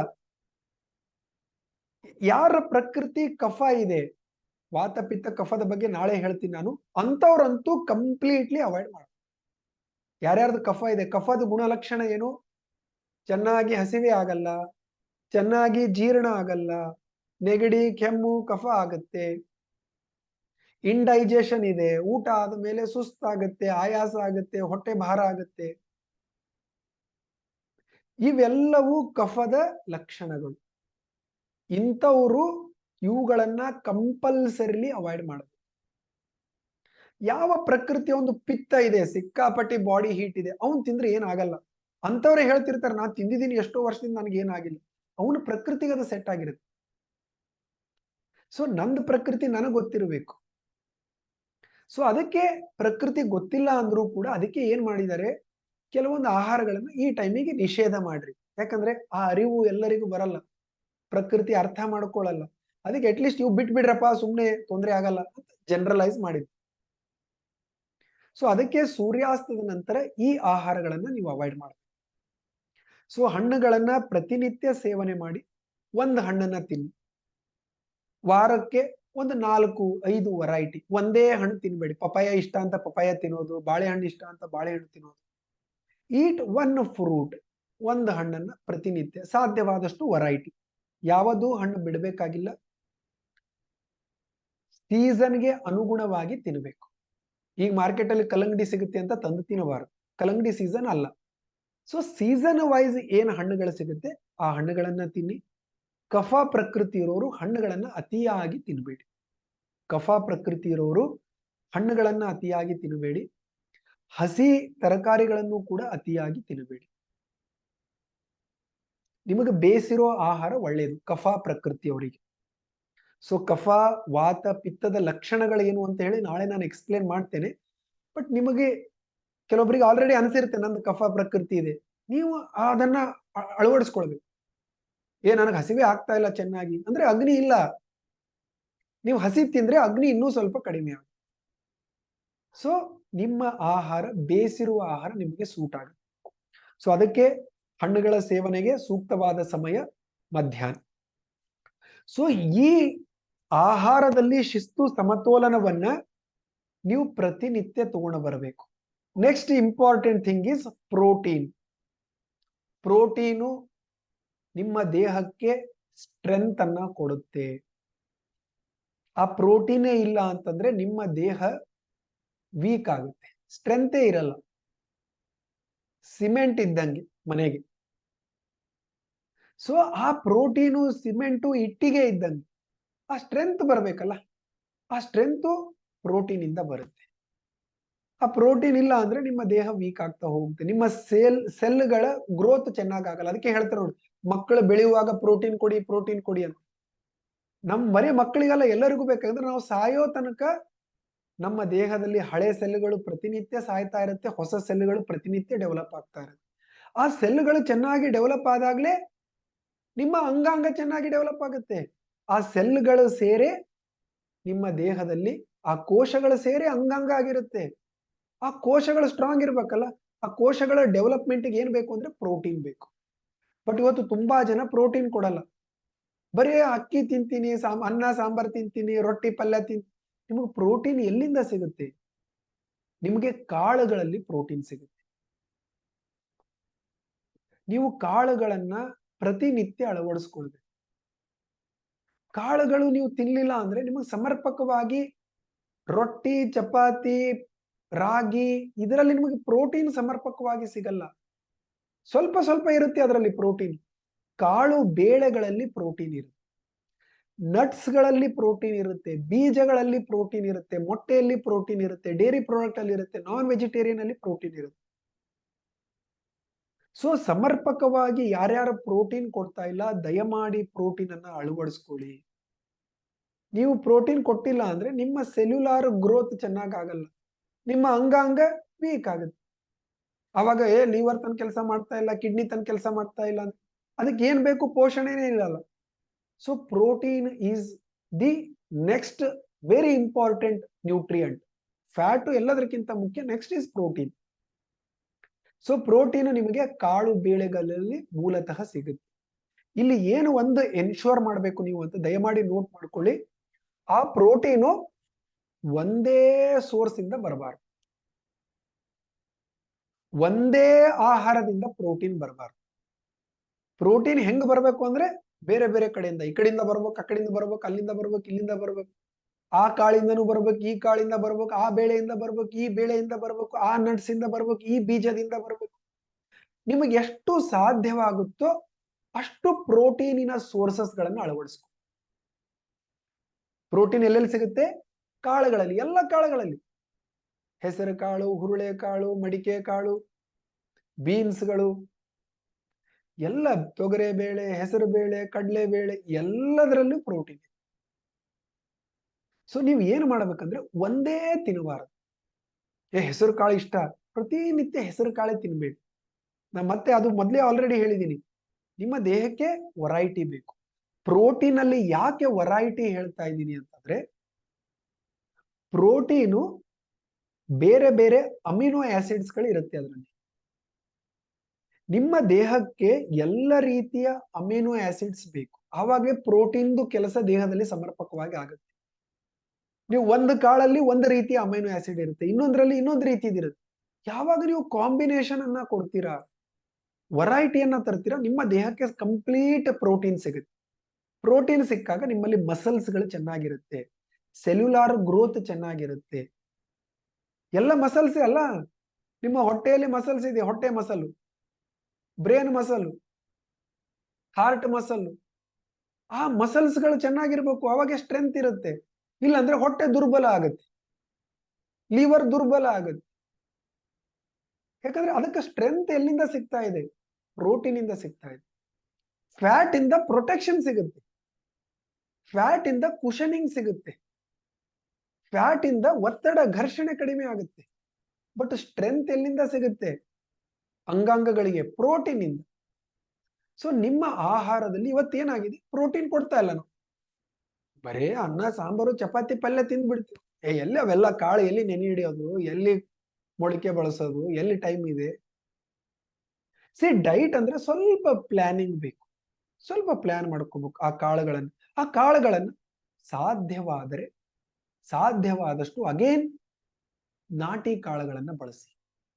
ಹೆಸರು ಕಾಳು, ಮಡಿಕೆ ಕಾಳು, ಹುರುಳೆ ಕಾಳು ನಾಟಿ ಬಳಸಿ. ಹೈಬ್ರಿಡ್ ಬಳಸಿದಾಗ ನಿಮಗೆ ಆ ಕಾಳಿನಲ್ಲಿ ಏನು ಪೂರ್ತಿ ಬೆನಿಫಿಟ್ ಸಿಗಬೇಕು ಅದು ಸಿಗಲ್ಲ. ನೀವಿಷ್ಟು ತಿನ್ಬೇಕಾಗಿಲ್ಲ, ನಾಟಿ ಕಾಳು ಅರ್ಧನೇ ತಿನ್ನಿ ಸಾಕು. ನಾಟಿ ಕಾಳುಗಳನ್ನ ಸಿಗ್ತಾ ಇತ್ತು ಅಂದ್ರೆ ಅದನ್ನ ಅಳವಡಿಸ್ಕೊಳ್ಳಿ. ನಾಟಿ ಕಾಳು ಅಂದ್ರೆ ಚಿಕ್ಕ ಚಿಕ್ಕದಿರುತ್ತೆ, ಇಷ್ಟು ದಪ್ಪ ದಪ್ಪ ಇರಲ್ಲ. ಇಲ್ಲಿ ಬೆಂಗಳೂರಲ್ಲಿ ನಾವು ನೋಡ್ತೇವೆ, ಹೆಸರು ಕಾಳು ಇಷ್ಟು ದಪ್ಪ ಇರುತ್ತೆ, ಮಡಿಕೆ ಕಾಳು ಇಷ್ಟಿಷ್ಟು ದಪ್ಪ ಇರುತ್ತೆ. ನಾವು ಊರಲ್ಲಿ ತರ್ತೀವಿ, ಇಷ್ಟಿಷ್ಟು ಇರುತ್ತೆ ನಾಟಿ ಕಾಳು. ಸೊ ಅದರಲ್ಲಿ ನೀವು ನಾನು ಹೇಳಿದಿನಂತಲ್ಲ, ನೀವು ತಿಂದ ಮೇಲೆ ಅಬ್ಸರ್ವ್ ಮಾಡಿದ್ರೆ ನಿಮಗೆ ಗೊತ್ತಾಗುತ್ತೆ. ಅದು ತಿಂದಾಗ ನಿಮ್ಮ ಎನರ್ಜಿ ಹೆಂಗಿದೆ, ಇದು ತಿಂದಾಗ ನಿಮ್ಮ ಎನರ್ಜಿ ಹೆಂಗಿದೆ. ಇದು ಯಾರು ಬೇರೆಯವ್ರು ಹೇಳ್ಬೇಕಾಗಿಲ್ಲ, ಯಾವ ಲ್ಯಾಬ್ ಅಲ್ಲಿ ಟೆಸ್ಟ್ ಬೇಕಾಗಿಲ್ಲ. ಸ್ವಲ್ಪ ನೀವು ಅಬ್ಸರ್ವ್ ಮಾಡಿದಾಗ ನಿಮಗೆ ಗೊತ್ತಾಗುತ್ತೆ. ನಾನು ಯಾವಾಗ ಒಂದ್ಸಲ ಹೇಳ್ತಾ ಇದ್ದೆ, ಒಂದು ವಿಡಿಯೋದಲ್ಲಿ ಹಾಕಿದ್ದೆ, ಜವೆ ಗೋಧಿ ಅಂದ್ರೆ ನಾಟಿ ಗೋಧಿ. ಹೈಬ್ರಿಡ್ ಗೋಧಿ ತಿನ್ಬೇಡಿ, ಜವೆ ಗೋಧಿ ತಿನ್ನಿ, ಇದ್ರಲ್ಲಿ ಎನರ್ಜಿ ಚೆನ್ನಾಗಿದೆ, ಫೈಬರ್ ಜಾಸ್ತಿ ಇದೆ, ಪ್ರೋಟೀನ್ ಇದೆ, ಗ್ಲೂಟನ್ ಕಡಿಮೆ ಇದೆ. ಒಬ್ರು ಯಾರೋ ಕೇಳುದು, ಎಲ್ಲಿ ಯಾವ ಲ್ಯಾಬ್ ರಿಪೋರ್ಟ್ ಇದೆ ನಿಮ್ಮ ಹತ್ರ? ಲ್ಯಾಬ್ ರಿಪೋರ್ಟ್ ಯಾಕೆ ಬೇಕು? ನಾನು ತಿಂದ ಮೇಲೆ ನನಗೆ ಅನುಭವಕ್ಕೆ ಬಂದಿದೆ, ನಾನು ಹೇಳ್ತಾ ಇದ್ದೆ. ನೀವು ತಿಂದು ನೋಡಿ, ನಿಮ್ಮ ಅನುಭವಕ್ಕೂ ಬರುತ್ತೆ. ನಿಮ್ಮ ಅನುಭವ ತುಂಬಾ ಮುಖ್ಯ, ರಿಪೋರ್ಟ್ ಅಲ್ಲ. ನಿಮ್ಮ ಗೊತ್ತಾಗುತ್ತೆ. ನೀವು ಒಳ್ಳೆಯ ಧಾನ್ಯವನ್ನ ಕೊಟ್ಟಾಗ, ನೀವು ಮನೆಯಲ್ಲಿ ಊಟ ಮಾಡಿದಾಗ, ಹೋಟೆಲಲ್ಲಿ ಊಟ ಮಾಡಿದಾಗ ಏನ್ ಡಿಫ್ರೆನ್ಸ್ ನಿಮ್ಗೆ ಗೊತ್ತಾಗತ್ತಲ್ಲ.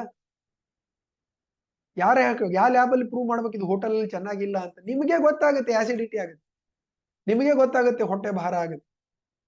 ಯಾವ ಲ್ಯಾಬ್ ಹಾಕಬೇಕು?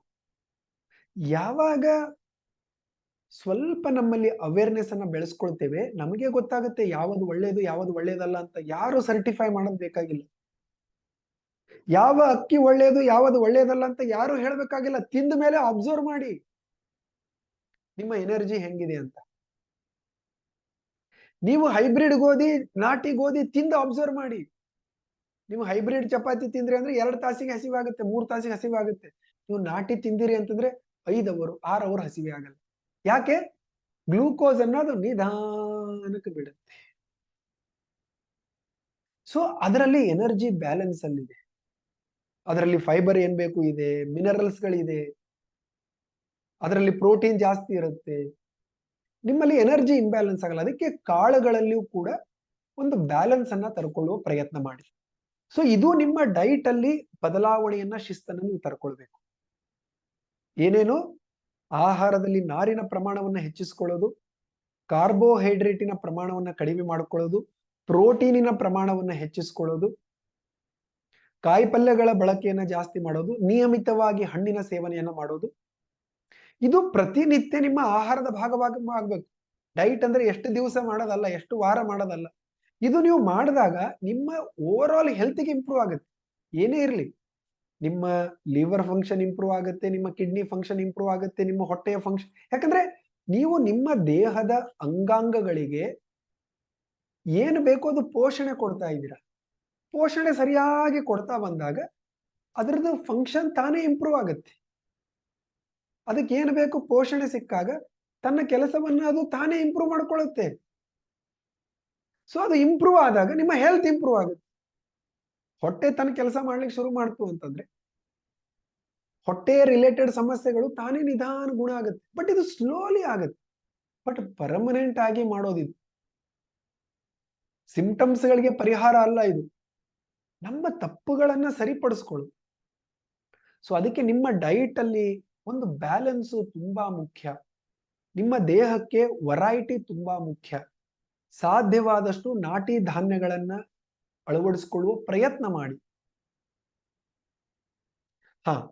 ಕಾಳುಗಳನ್ನ ಸಾಯಂಕಾಲ ತಿಂದ್ರೆ ಅವುಗಳನ್ನು ಬೇಯಿಸ್ಕೊಂಡು ತಿನ್ನಿ, ಹಸಿ ತಿನ್ಬೇಡಿ. ಸಾಯಂಕಾಲ ನಾನು ಏನೇ ಹೇಳದ್ನಲ್ಲ, ಏನೇ ತಿಂದ್ರೂ ಸಾಯಂಕಾಲ ಬೇಯಿಸಿರುವ ಆಹಾರ ತಿನ್ಬೇಕು. ಪ್ರೋಟೀನು ನಿಮಗೆ first part of the day ಅಲ್ಲಿ ಜಾಸ್ತಿ ಬೇಕು. ನಿಮಗೆ ಪ್ರೋಟೀನ್ ಕೊಡ್ಲಿಕ್ಕೆ ಬೆಸ್ಟ್ ಟೈಮ್ ಏನು? ಬೆಳಿಗ್ಗೆ, ಮಧ್ಯಾಹ್ನ. ರಾತ್ರಿ ಅತಿಯಾಗಿ ಪ್ರೋಟೀನ್ ಬೇಕಾಗಿಲ್ಲ. ರಾತ್ರಿಯ ಊಟ ಲೈಟ್ ಆಗಿರಬೇಕು. ಯಾಕೆ? ಪ್ರೋಟೀನು ಈಸಿಲಿ ಡೈಜೆಸ್ಟ್ ಆಗಲ್ಲ. ಪ್ರೋಟೀನು ತುಂಬಾ ಕಾಂಪ್ಲೆಕ್ಸ್. ಆ ಕಾಂಪ್ಲೆಕ್ಸ್ ಪ್ರೋಟೀನ್ ಡೈಜೆಸ್ಟ್ ಆಗ್ಲಿಕ್ಕೆ ಜಾಸ್ತಿ ಟೈಮ್ ಬೇಕಾಗುತ್ತೆ. ರಾತ್ರಿಯ ಅವಧಿಗೆ ಡೈಜೆಸ್ಟಿವ್ ಆಕ್ಟಿವಿಟಿ ಜಾಸ್ತಿ ಕೊಡಬಾರದು. ಯಾಕೆ? ರಾತ್ರಿ ಏನು ಕೆಲಸ ಆಗಬೇಕು ನಿಮ್ಮ ದೇಹದಲ್ಲಿ? ರಾತ್ರಿಯ ಅವಧಿಯಲ್ಲಿ ನಿಮ್ಮ ದೇಹ ಡಿಟಾಕ್ಸಿಫೈ ಆಗಬೇಕು. ರಾತ್ರಿಯ ಅವಧಿಯಲ್ಲಿ ನಿಮ್ಮ ದೇಹ ಹೀಲ್ ಆಗಬೇಕು, ರಿಪೇರ್ ಆಗಬೇಕು. ಆ ಟೈಮಲ್ಲಿ ಹೊಟ್ಟೆಗೆ ಡೈಜೆಸ್ಟಿವ್ ಆಕ್ಟಿವಿಟಿಯನ್ನ ಕೊಟ್ರಿ ಅಂತಂದ್ರೆ ಎಲ್ಲ ಎನರ್ಜಿ ಅಲ್ಲಿ ಹೋಗುತ್ತೆ. ಆ ಬಾಡಿ ಹೀಲ್ ಆಗ್ಲಿಕ್ಕೆ, ಡಿಟಾಕ್ಸಿಫೈ ಆಗ್ಲಿಕ್ಕೆ ಎನರ್ಜಿನೇ ಇರಲ್ಲ. ಯಾಕಂದ್ರೆ it sucks most of your energy. ರಾತ್ರಿ ಅವಧಿ ಡೈಜೆಷನ್ಗಲ್ಲ. ಸೊ ರಾತ್ರಿಯ ಊಟ ಮಿತವಾಗಿ ಇರಬೇಕು. ರಾತ್ರಿ ಊಟದಲ್ಲಿ ಪ್ರೋಟೀನ್ ತಿಂತೀನಿ, ರಾತ್ರಿ ಊಟದಲ್ಲಿ ನಾನ್ ವೆಜ್ ತಿಂತೀನಿ, ದಯಮಾಡಿ ಮಾಡಬೇಡಿ. ಅದೇನ್ ಮಾಡಿದ್ರೆ ಮಧ್ಯಾಹ್ನ ಮಾಡಿ. ರಾತ್ರಿ ಪ್ರೋಟೀನು ಜಾಸ್ತಿ ಕೊಡಬೇಡಿ, ರಾತ್ರಿ ಫ್ಯಾಟು ಜಾಸ್ತಿ ಕೊಡು. ಫ್ಯಾಟ್ ಇನ್ನ ಓಕೆ ಸ್ವಲ್ಪ, ಯಾಕಂದ್ರೆ ಫ್ಯಾಟ್ ಸ್ವಲ್ಪ ತಿಂತೀವಿ, ಪ್ರೋಟೀನ್ ಇಷ್ಟಿಷ್ಟು ತಿಂದ್ಬಿಟ್ವಿ ಅಂತಂದ್ರೆ ರಾತ್ರಿ. ಅದಕ್ಕೆ ನಾನ್ ವೆಜ್ ರಾತ್ರಿ ತಿನ್ನಬಾರದು. ನಾನ್ ವೆಜಿಟೇರಿಯನ್ ಫುಡ್ ಮೊದಲೇ ಡಿಫಿಕಲ್ಟ್ ಆಗುತ್ತೆ ಡೈಜೆಸ್ಟ್ ಮಾಡ್ಕೊಳ್ಳಕ್ಕೆ.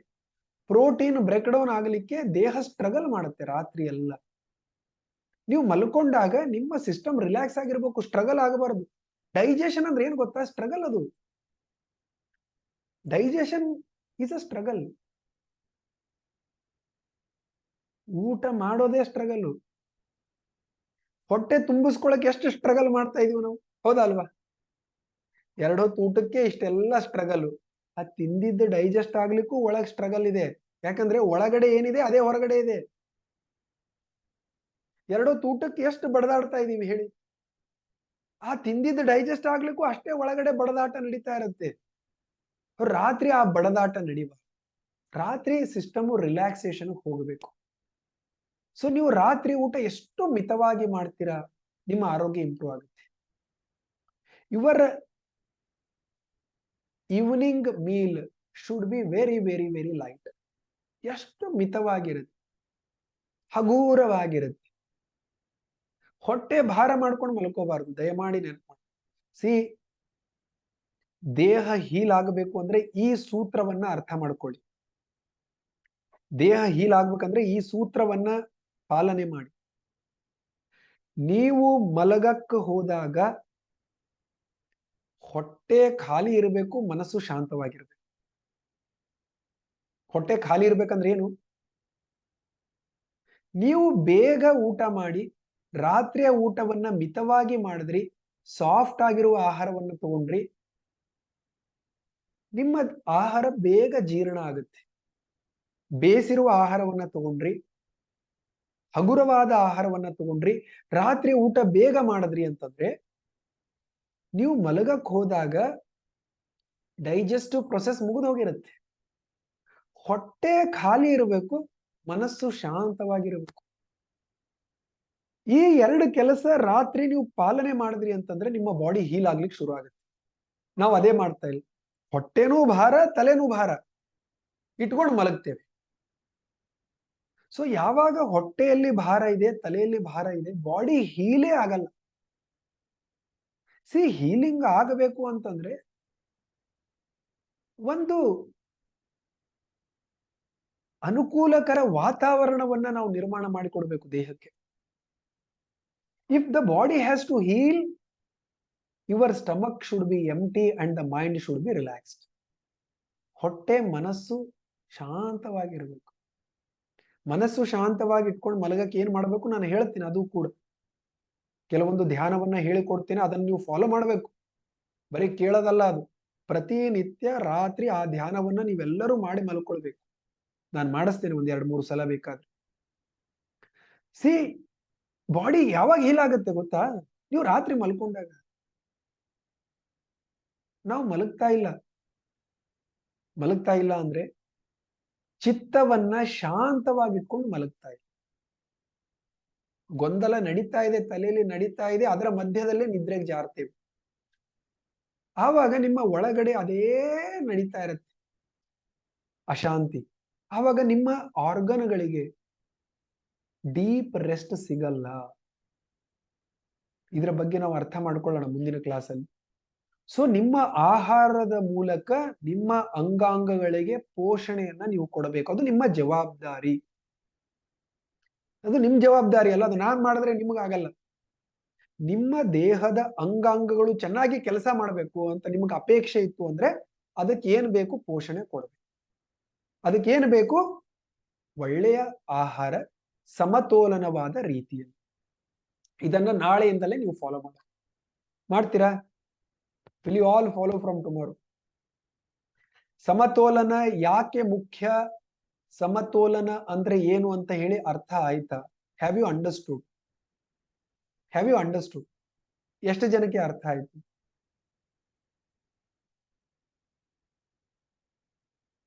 ಯಾರಿಗೆ ಅರ್ಥ ಆಗಿಲ್ಲ?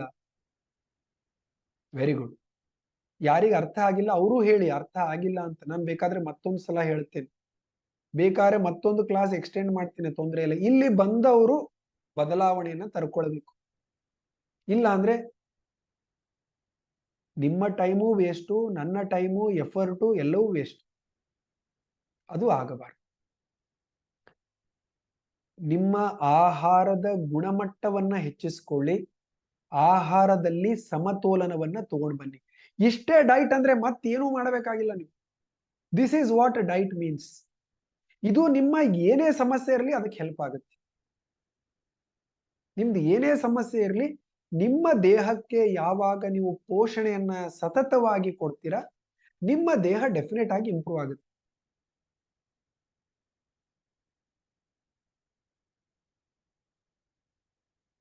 S, very good. ಸೊ ಈ ಕ್ಲಾಸ್ ಇಂದು ನಾನು ರೆಕಾರ್ಡಿಂಗ್ ಅನ್ನು ಕೂಡ ಕಳಿಸ್ತೇನೆ. ನೀವು 10 ಸಲ 100 ಎಷ್ಟು ಸಲ ಬೇಕಾದ್ರೂ ನೋಡಬಹುದು. ಬಟ್ ನೀವು ಅರ್ಥೈಸಿಕೊಳ್ಬೇಕು.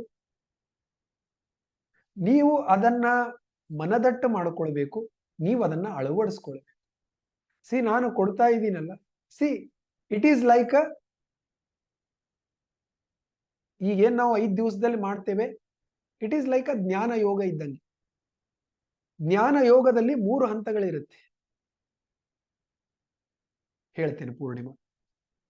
ಶ್ರವಣಂ, ಮನನಂ, ನಿಧಿಧ್ಯಾಸಂ. ಶ್ರವಣಂ ಅಂದ್ರೇನು? ಕೇಳಿಸ್ಕೊಳ್ಳೋದು. ಈಗ ಕೇಳಿಸ್ಕೊಳ್ತಾ ಇದ್ದೀರಾ, ಯು ಆರ್ ಲಿಸ್ನಿಂಗ್. ಶ್ರಾವಣ ಮಾಸದಲ್ಲಿ ಶ್ರವಣ ಮಾಡ್ತಾ ಇದ್ದೀರ. ದಿಸ್ ಈಸ್ ಅ ಶ್ರವಣಂ. ಈ ಶ್ರವಣ ಆದ್ಮೇಲೆ ಏನು ಮಾಡ್ಬೇಕು ನೀವು? ಇವತ್ತು ಏನೇನು ಅರ್ಥ ಮಾಡಿಕೊಂಡೆ, ಏನೇನು ಪಾಯಿಂಟ್ಸ್ ಗಳು ಇಂಪಾರ್ಟೆಂಟ್ ಇತ್ತು, ನಾನು ಏನೇನು ಬದಲಾವಣೆಯನ್ನ ತರ್ಕೊಳ್ಬೇಕು ನಾಳೆಯಿಂದ ನಾಡಿದ್ದಿಂದ ಅಂತ ಹೇಳಿ ನೀವು ಮನನ ಮಾಡಿಕೊಳ್ಬೇಕು. ಹೇಳ್ತೇನೆ, ಮನನ ಮಾಡಿಕೊಳ್ಬೇಕು. ನೀವು ಕನ್ವಿನ್ಸ್ ಆಗಬೇಕು. ಅದನ್ನ ಮನನ ಅಂತ ಕರೀತಾರೆ. ಅಂದ್ರೆ ನನ್ನಷ್ಟಕ್ಕೆ ನಾನೇ ಕನ್ವಿನ್ಸ್ ಆಗ್ಬೇಕಲ್ಲ, ಮನನ ಮಾಡಬೇಕು. ಏನ್ ಅರ್ಥ ಮಾಡ್ಕೊಂಡೆ, ಏನ್ ಮಾಡ್ಬೇಕು, ಏನು ಬದಲಾವಣೆಯನ್ನು ತರ್ಕೊಳ್ಬೇಕು, ಯಾವ ರೀತಿ ತರ್ಕೊಳ್ಬೇಕು. ಯಾಕಂದ್ರೆ ಅದು ನಿಮ್ಮ ಜವಾಬ್ದಾರಿ, ನಿಮ್ಮ ಆರೋಗ್ಯದ ಪ್ರತಿ. That is ಮನನಂ.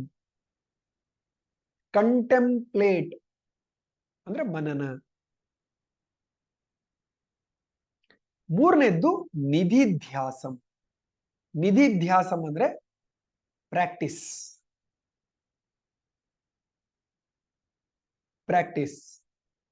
ಅಳವಡಿಸ್ಕೊಳ್ಳಿ.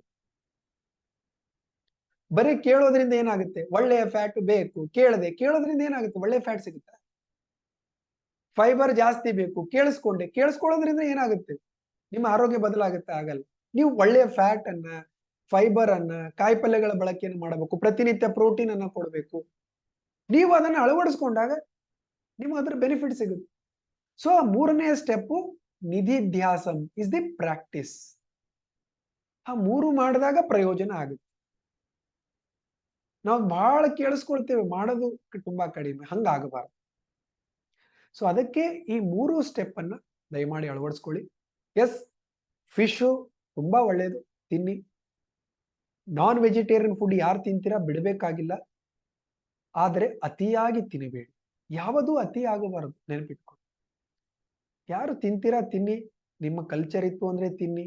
ಕಲ್ಚರ್ ಇರ್ಲಾರ್ದವ್ರು ತಿನ್ನಕ್ ಹೋಗ್ಬೇಡಿ, ಸಾಧ್ಯವಾದಷ್ಟು ಕಡಿಮೆ ಮಾಡಿ. ಇವತ್ತು ಎಲ್ಲರೂ ತಿನ್ನಕ್ ಶುರು ಮಾಡಿದೀವಿ, ಅದು ಒಳ್ಳೆಯದಲ್ಲ.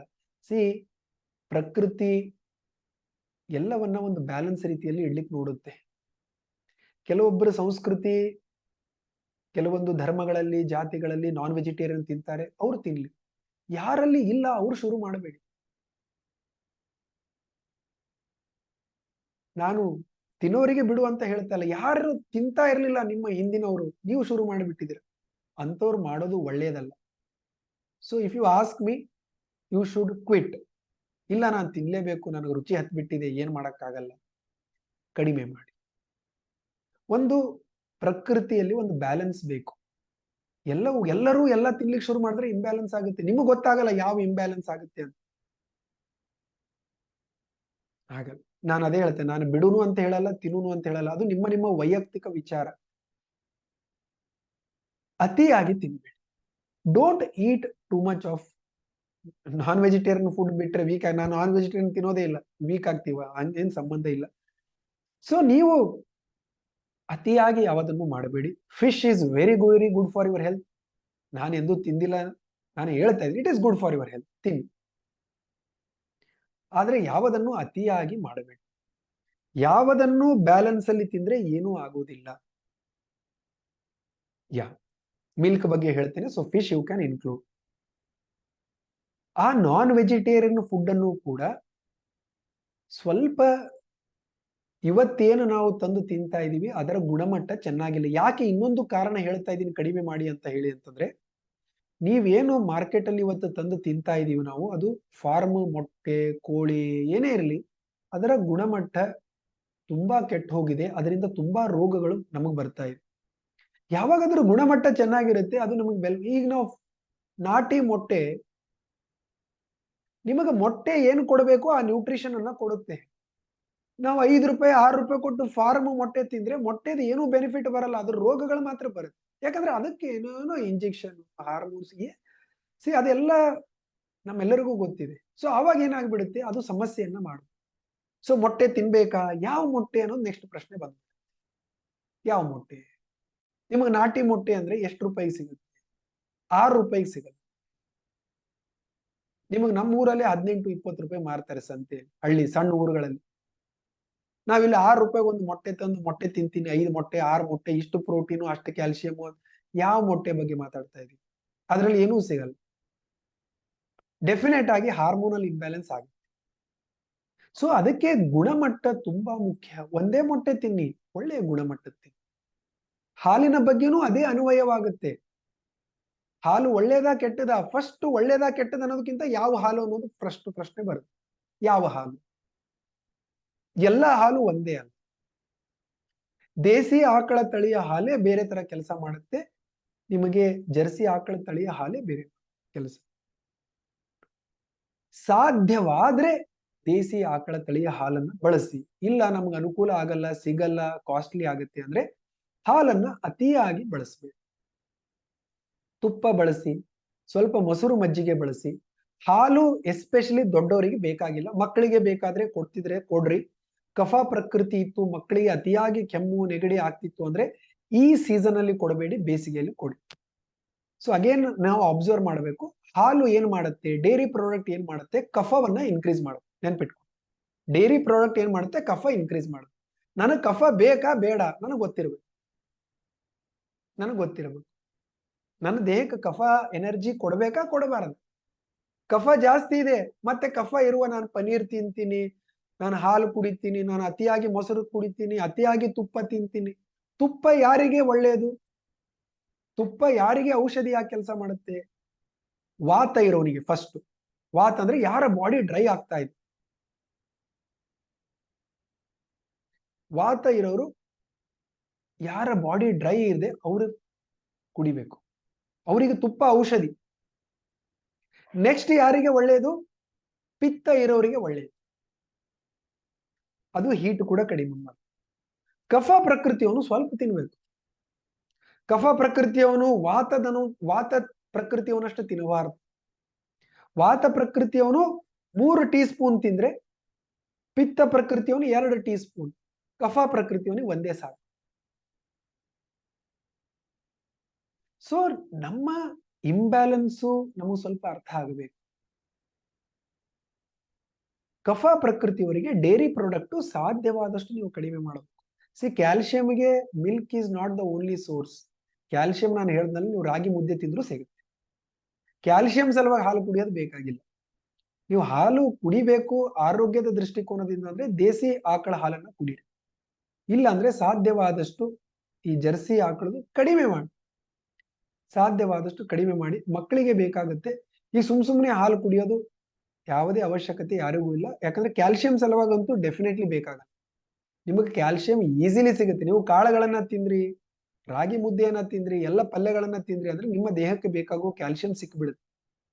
So calcium is not a trace mineral, ಸಿಗದೇ ಇರೋ ತರ ಮಿನರಲ್ ಅಲ್ಲ.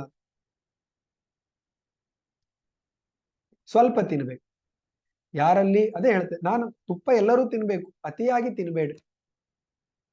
ನಿಮ್ಮ ದೇಹಕ್ಕೆ ಯಾವಾಗ ಸೀಸನ್ಗೆ ಅನುಗುಣವಾಗಿ ಕೂಡ ಅದರ ಪ್ರಮಾಣವನ್ನ ಹೆಚ್ಚು ಕಡಿಮೆ ಮಾಡಬೇಕು. ಎಸ್. ಸೊ ತುಪ್ಪದ ಕ್ವಾಲಿಟಿ ಏನು? ತುಪ್ಪ ಏನ್ ಮಾಡುತ್ತೆ? ನಾಟಿ ತುಪ್ಪ, ಅದೇ ಹೇಳ್ತಾ ಇದ್ದೀನಿ, ನಾಟಿ ತುಪ್ಪ ಔಷಧಿಯಾಗಿ ಕೆಲಸ ಮಾಡುತ್ತೆ. ನಾವು 400 ರೂಪಾಯಿ ಇರೋ ಲೀಟರ್ ಮಾರ್ಕೆಟ್ ಅಲ್ಲಿ ಸಸ್ತಾ ಸಿಗ್ತಾ ಇದೆ, ಹೊಡೆದ್ ಬಿಡೋಣ ಅಂತಂದ್ರೆ ನೀವು ಅದ್ರದ್ದು ಯಾವುದೇ ಪ್ರಯೋಜನ ಆಗಲ್ಲ ನೀವು.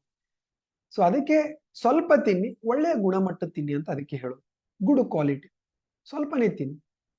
ಸೊ ಹೇಳ್ತೀನಿ, ಅದು ಅಂತ ಪ್ರಶ್ನೆಗಳನ್ನ ನಾನು ತಗೋತೀನಿ Swati last day, don't worry. So ಮಕ್ಕಳಲ್ಲೂ ಕೂಡ, ಮಕ್ಕಳ ಆರೋಗ್ಯದಗೋಸ್ಕರ ಕೂಡ ನಾನು ಒಂದು ಅರ್ಧ ಗಂಟೆ ಸೆಷನ್ ಮಾಡ್ತೀನಿ, ಡೋಂಟ್ ವರಿ, ಸಪರೇಟ್ ಆಗಿ.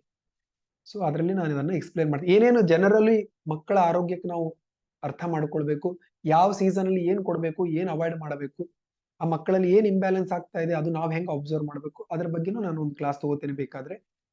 ಸೊ ಫಸ್ಟ್ ನೀವು ನಿಮ್ಮ ಆಹಾರ ಕ್ರಮದಲ್ಲಿ ಬ್ಯಾಲೆನ್ಸ್ ಅನ್ನ ತಗೊಂಡ್ ಬನ್ನಿ. ನೀವು ಅರ್ಥ ಮಾಡ್ಕೊಂಡಾಗ ಅದನ್ನೇ ಸ್ಲೋಲಿ ನಿಮ್ಮ ಮನೆಯಲ್ಲೂ ಕೂಡ ನೀವು ಅದನ್ನ ರೂಢಿಸ್ಕೊಳ್ಬಹುದು. ಇದು ವರ್ಕ್ಶಾಪ್ ಬರೀ ನಿಮ್ಮ ಒಬ್ಬರಿಗೆ ಅಲ್ಲ, ನಿಮ್ಮ ಎಂಟೈರ್ ಫ್ಯಾಮಿಲಿಗೆ ಸಲುವಾಗಿ ಆಹಾರ ಕ್ರಮ, ಜೀವನ ಶೈಲಿ ಯಾವ ರೀತಿ ಇರಬೇಕು ಅಂತ ಹೇಳಿ. ಅವರಲ್ಲಿ ಏನ್ ಇಂಬ್ಯಾಲೆನ್ಸ್ ಆಗ್ತಾ ಇದೆ, ಈಗ ಪಿತ್ತ ಆಗ್ತಾ ಇದೆ, ನಿಮ್ಮಲ್ಲಿ ಒಂದು 50% ಜನರು ಪಿತ್ತ ಇರಬಹುದು. ಸೊ ಪಿತ್ತ ಎದಕ್ ಆಗ್ತಾ ಇದೆ, ಏನ್ ತಪ್ಪು ಮಾಡ್ತಾ ಇದ್ದೀನಿ, ಅದು ನಾನು ಕಡಿಮೆ ಮಾಡ್ಕೋಬೇಕು. ಎಳೆ ಬಿಸಿಲು ಒಳ್ಳೆಯದು, ಬಿಸಿಲು ಎಳೆ ಇರಬೇಕು. ಆ ಬಿಸಿಲಿಗೆ ಹೋದಾಗ ನಿಮಗೆ ಪ್ಲೆಸೆಂಟ್ ಫೀಲ್ ಆಗಬೇಕು. ಬಿಸಿಲು ಚೆನ್ನಾಗಿದ್ದಾಗ ಎಳೆ ಬಿಸಿಲು ಹೆಂಗ್ ಅನಿಸುತ್ತೆ, ವಾಮ್ತ್ ಕೊಡುತ್ತೆ, ನಿಮ್ಗೆ ಚೆನ್ನಾಗ್ ಅನಿಸುತ್ತೆ. ಹಂಗಿರ್ಬೇಕು ಬಿಸಿಲು. ರಕ ರಕ ರಕ ಬಿಸಿಲು ಇರಬಾರ್ದು, ರಕ ರಕ ರಕ ಬಿಸಿಲು ಇರಬಾರ್ದು. ಮತ್ತೊಂದು, ಬಿಸಿಲು ಯಾರಿಗೆ ಎಷ್ಟು ಬೇಕು ಇದೊಂದು ನೆನಪಿಟ್ಕೊಳ್ಳಿ. ಯಾರ ಸ್ಕಿನ್ನು ಡಾರ್ಕ್ ಇದೆ ಅವ್ರಿಗೆ ಬಿಸಿಲು ಜಾಸ್ತಿ ಬೇಕು, ಯಾರ ಸ್ಕಿನ್ನು ಡಾರ್ಕ್ ಇದೆ ಅವ್ರಿಗೆ ಜಾಸ್ತಿ ಬೇಕು. ಯಾರು ಫೇರ್ ಇದ್ದೀರಾ, ಬೆಳ್ಳಗಿದ್ದೀರಾ, ಅವ್ರಿಗೆ ಜಾಸ್ತಿ ಬೇಕಾಗಲ್ಲ. ಇದೊಂದು ಜನರಲ್ ತಲೆಯಲ್ಲಿ ನೆನಪಿಟ್ಕೊಳ್ಳಿ. ಕಪ್ಪಗಿರೋರಿಗೆ ಬಿಸಿಲು ಜಾಸ್ತಿ ಬೇಕು, ಬೆಳ್ಳಗಿರೋರಿಗೆ ಕಡಿಮೆ ಬೇಕು. ಎಸ್, ಇದು ಒಂದು ನೆನಪಿ. ಅದಕ್ಕೆ ಪಾಶ್ಚಿಮಾತ್ಯರಿಗೆ ಬಿಸಿಲು ಜಾಸ್ತಿ ಬೇಕಾಗಲ್ಲ, ನಮಗ್ ಬೇಕು. ನಾರ್ತ್ ಇಂಡಿಯನ್ಗಿಂತ ಸೌತ್ ಇಂಡಿಯನ್ಗೆ ಜಾಸ್ತಿ ಬಿಸಿಲು. ಡಾರ್ಕ್ ಕಾಂಪ್ಲೆಕ್ಷನ್ ಎಲ್ಲಿ ಜಾಸ್ತಿ ಇರುತ್ತೆ ಅಲ್ಲಿ ಬಿಸಿಲಿನ ಅವಶ್ಯಕತೆ ಜಾಸ್ತಿ ಇರುತ್ತೆ. ಯಾಕಂದ್ರೆ ಡಾರ್ಕ್ ಕಲರ್ ಏನ್ ಮಾಡುತ್ತೆ, ನ್ಯಾಚುರಲಿ ನಿಮಗೆ ಆ ಸೂರ್ಯನ ಕಿರಣಗಳಿಂದ ಒಂದು ಪ್ರೊಟೆಕ್ಷನ್ ಆಗಿ ಕೆಲಸ ಮಾಡ್ತಾ ಇರುತ್ತೆ. ಅಂತವ್ರು ಬಿಸಿಲಿಗೆ ಹೋಗ್ಲಿಲ್ಲ ಅಂತಂದ್ರೆ ನಿಮ್ಮ ದೇಹದಲ್ಲಿ ವಿಟಮಿನ್ ಡಿ ಬೇಗ ಕಡಿಮೆ ಆಗುತ್ತೆ. ಅದಕ್ಕೆ ಕಪ್ಪಗಿರೋರಿಗೆ ಬಿಸಿಲು ಜಾಸ್ತಿ ಬೇಕು. Okay, great. So I hope today session was helpful. ಇವತ್ತಿನ ಸೆಷನ್ ಅಲ್ಲಿ ಕೆಲವೊಂದು ವಿಷಯಗಳನ್ನ ತಿಳ್ಕೊಂಡ್ರಿ ಅಂತ ಅನ್ಕೊಳ್ತೀನಿ. ಅದನ್ನ ಅಳವಡಿಸ್ಕೊಳ್ಳುವ ಪ್ರಯತ್ನ ಮಾಡಿ. ನಾಳೆ ಡೇ ಟು ಅಲ್ಲಿ ವಾತ, ಪಿತ್ತ, ಕಫ ಅಂದ್ರೇನು, ಆ ಎನರ್ಜಿಗಳನ್ನ ಯಾವ ರೀತಿ ಬ್ಯಾಲೆನ್ಸ್ ಅಲ್ಲಿ ಇಟ್ಕೊಳ್ಳೋದು, ಆಹಾರ ಕ್ರಮ ಮತ್ತೆ ಜೀವನ ಶೈಲಿಯಿಂದ ಅಂತ ಹೇಳಿ ನಾಳೆ ಸೆಷನ್ ಅಲ್ಲಿ ಅರ್ಥ ಮಾಡ್ಕೊಳ್ಳೋಣ. ಇವತ್ತಿನ ಸೆಷನ್ ರೆಕಾರ್ಡಿಂಗ್ ಅನ್ನ ನಾಳೆ ಬೆಳಿಗ್ಗೆ ಕಳಿಸಿರ್ತೇನೆ. ಸೊ ಅದನ್ನ ಮತ್ತೆ ನೋಡಿ ಬೇಕಾದ್ರೆ ನೀವು ಯಾವಾಗ ಬೇಕಾದ್ರೂ ನೋಡ್ಬೋದು. ಅದೇ ನಾನು ಡಿಲೀಟ್ ಮಾಡಲ್ಲ. ಬಟ್ ನೀವು ಅದನ್ನ ಅಳವಡಿಸಿಕೊಳ್ಳುವ ಪ್ರಯತ್ನವನ್ನ ಮಾಡಿ. ಸೊ ಎಲ್ಲರಿಗೂ ಒಳ್ಳೇದಾಗ್ಲಿ. ನಮಸ್ಕಾರ. Good night.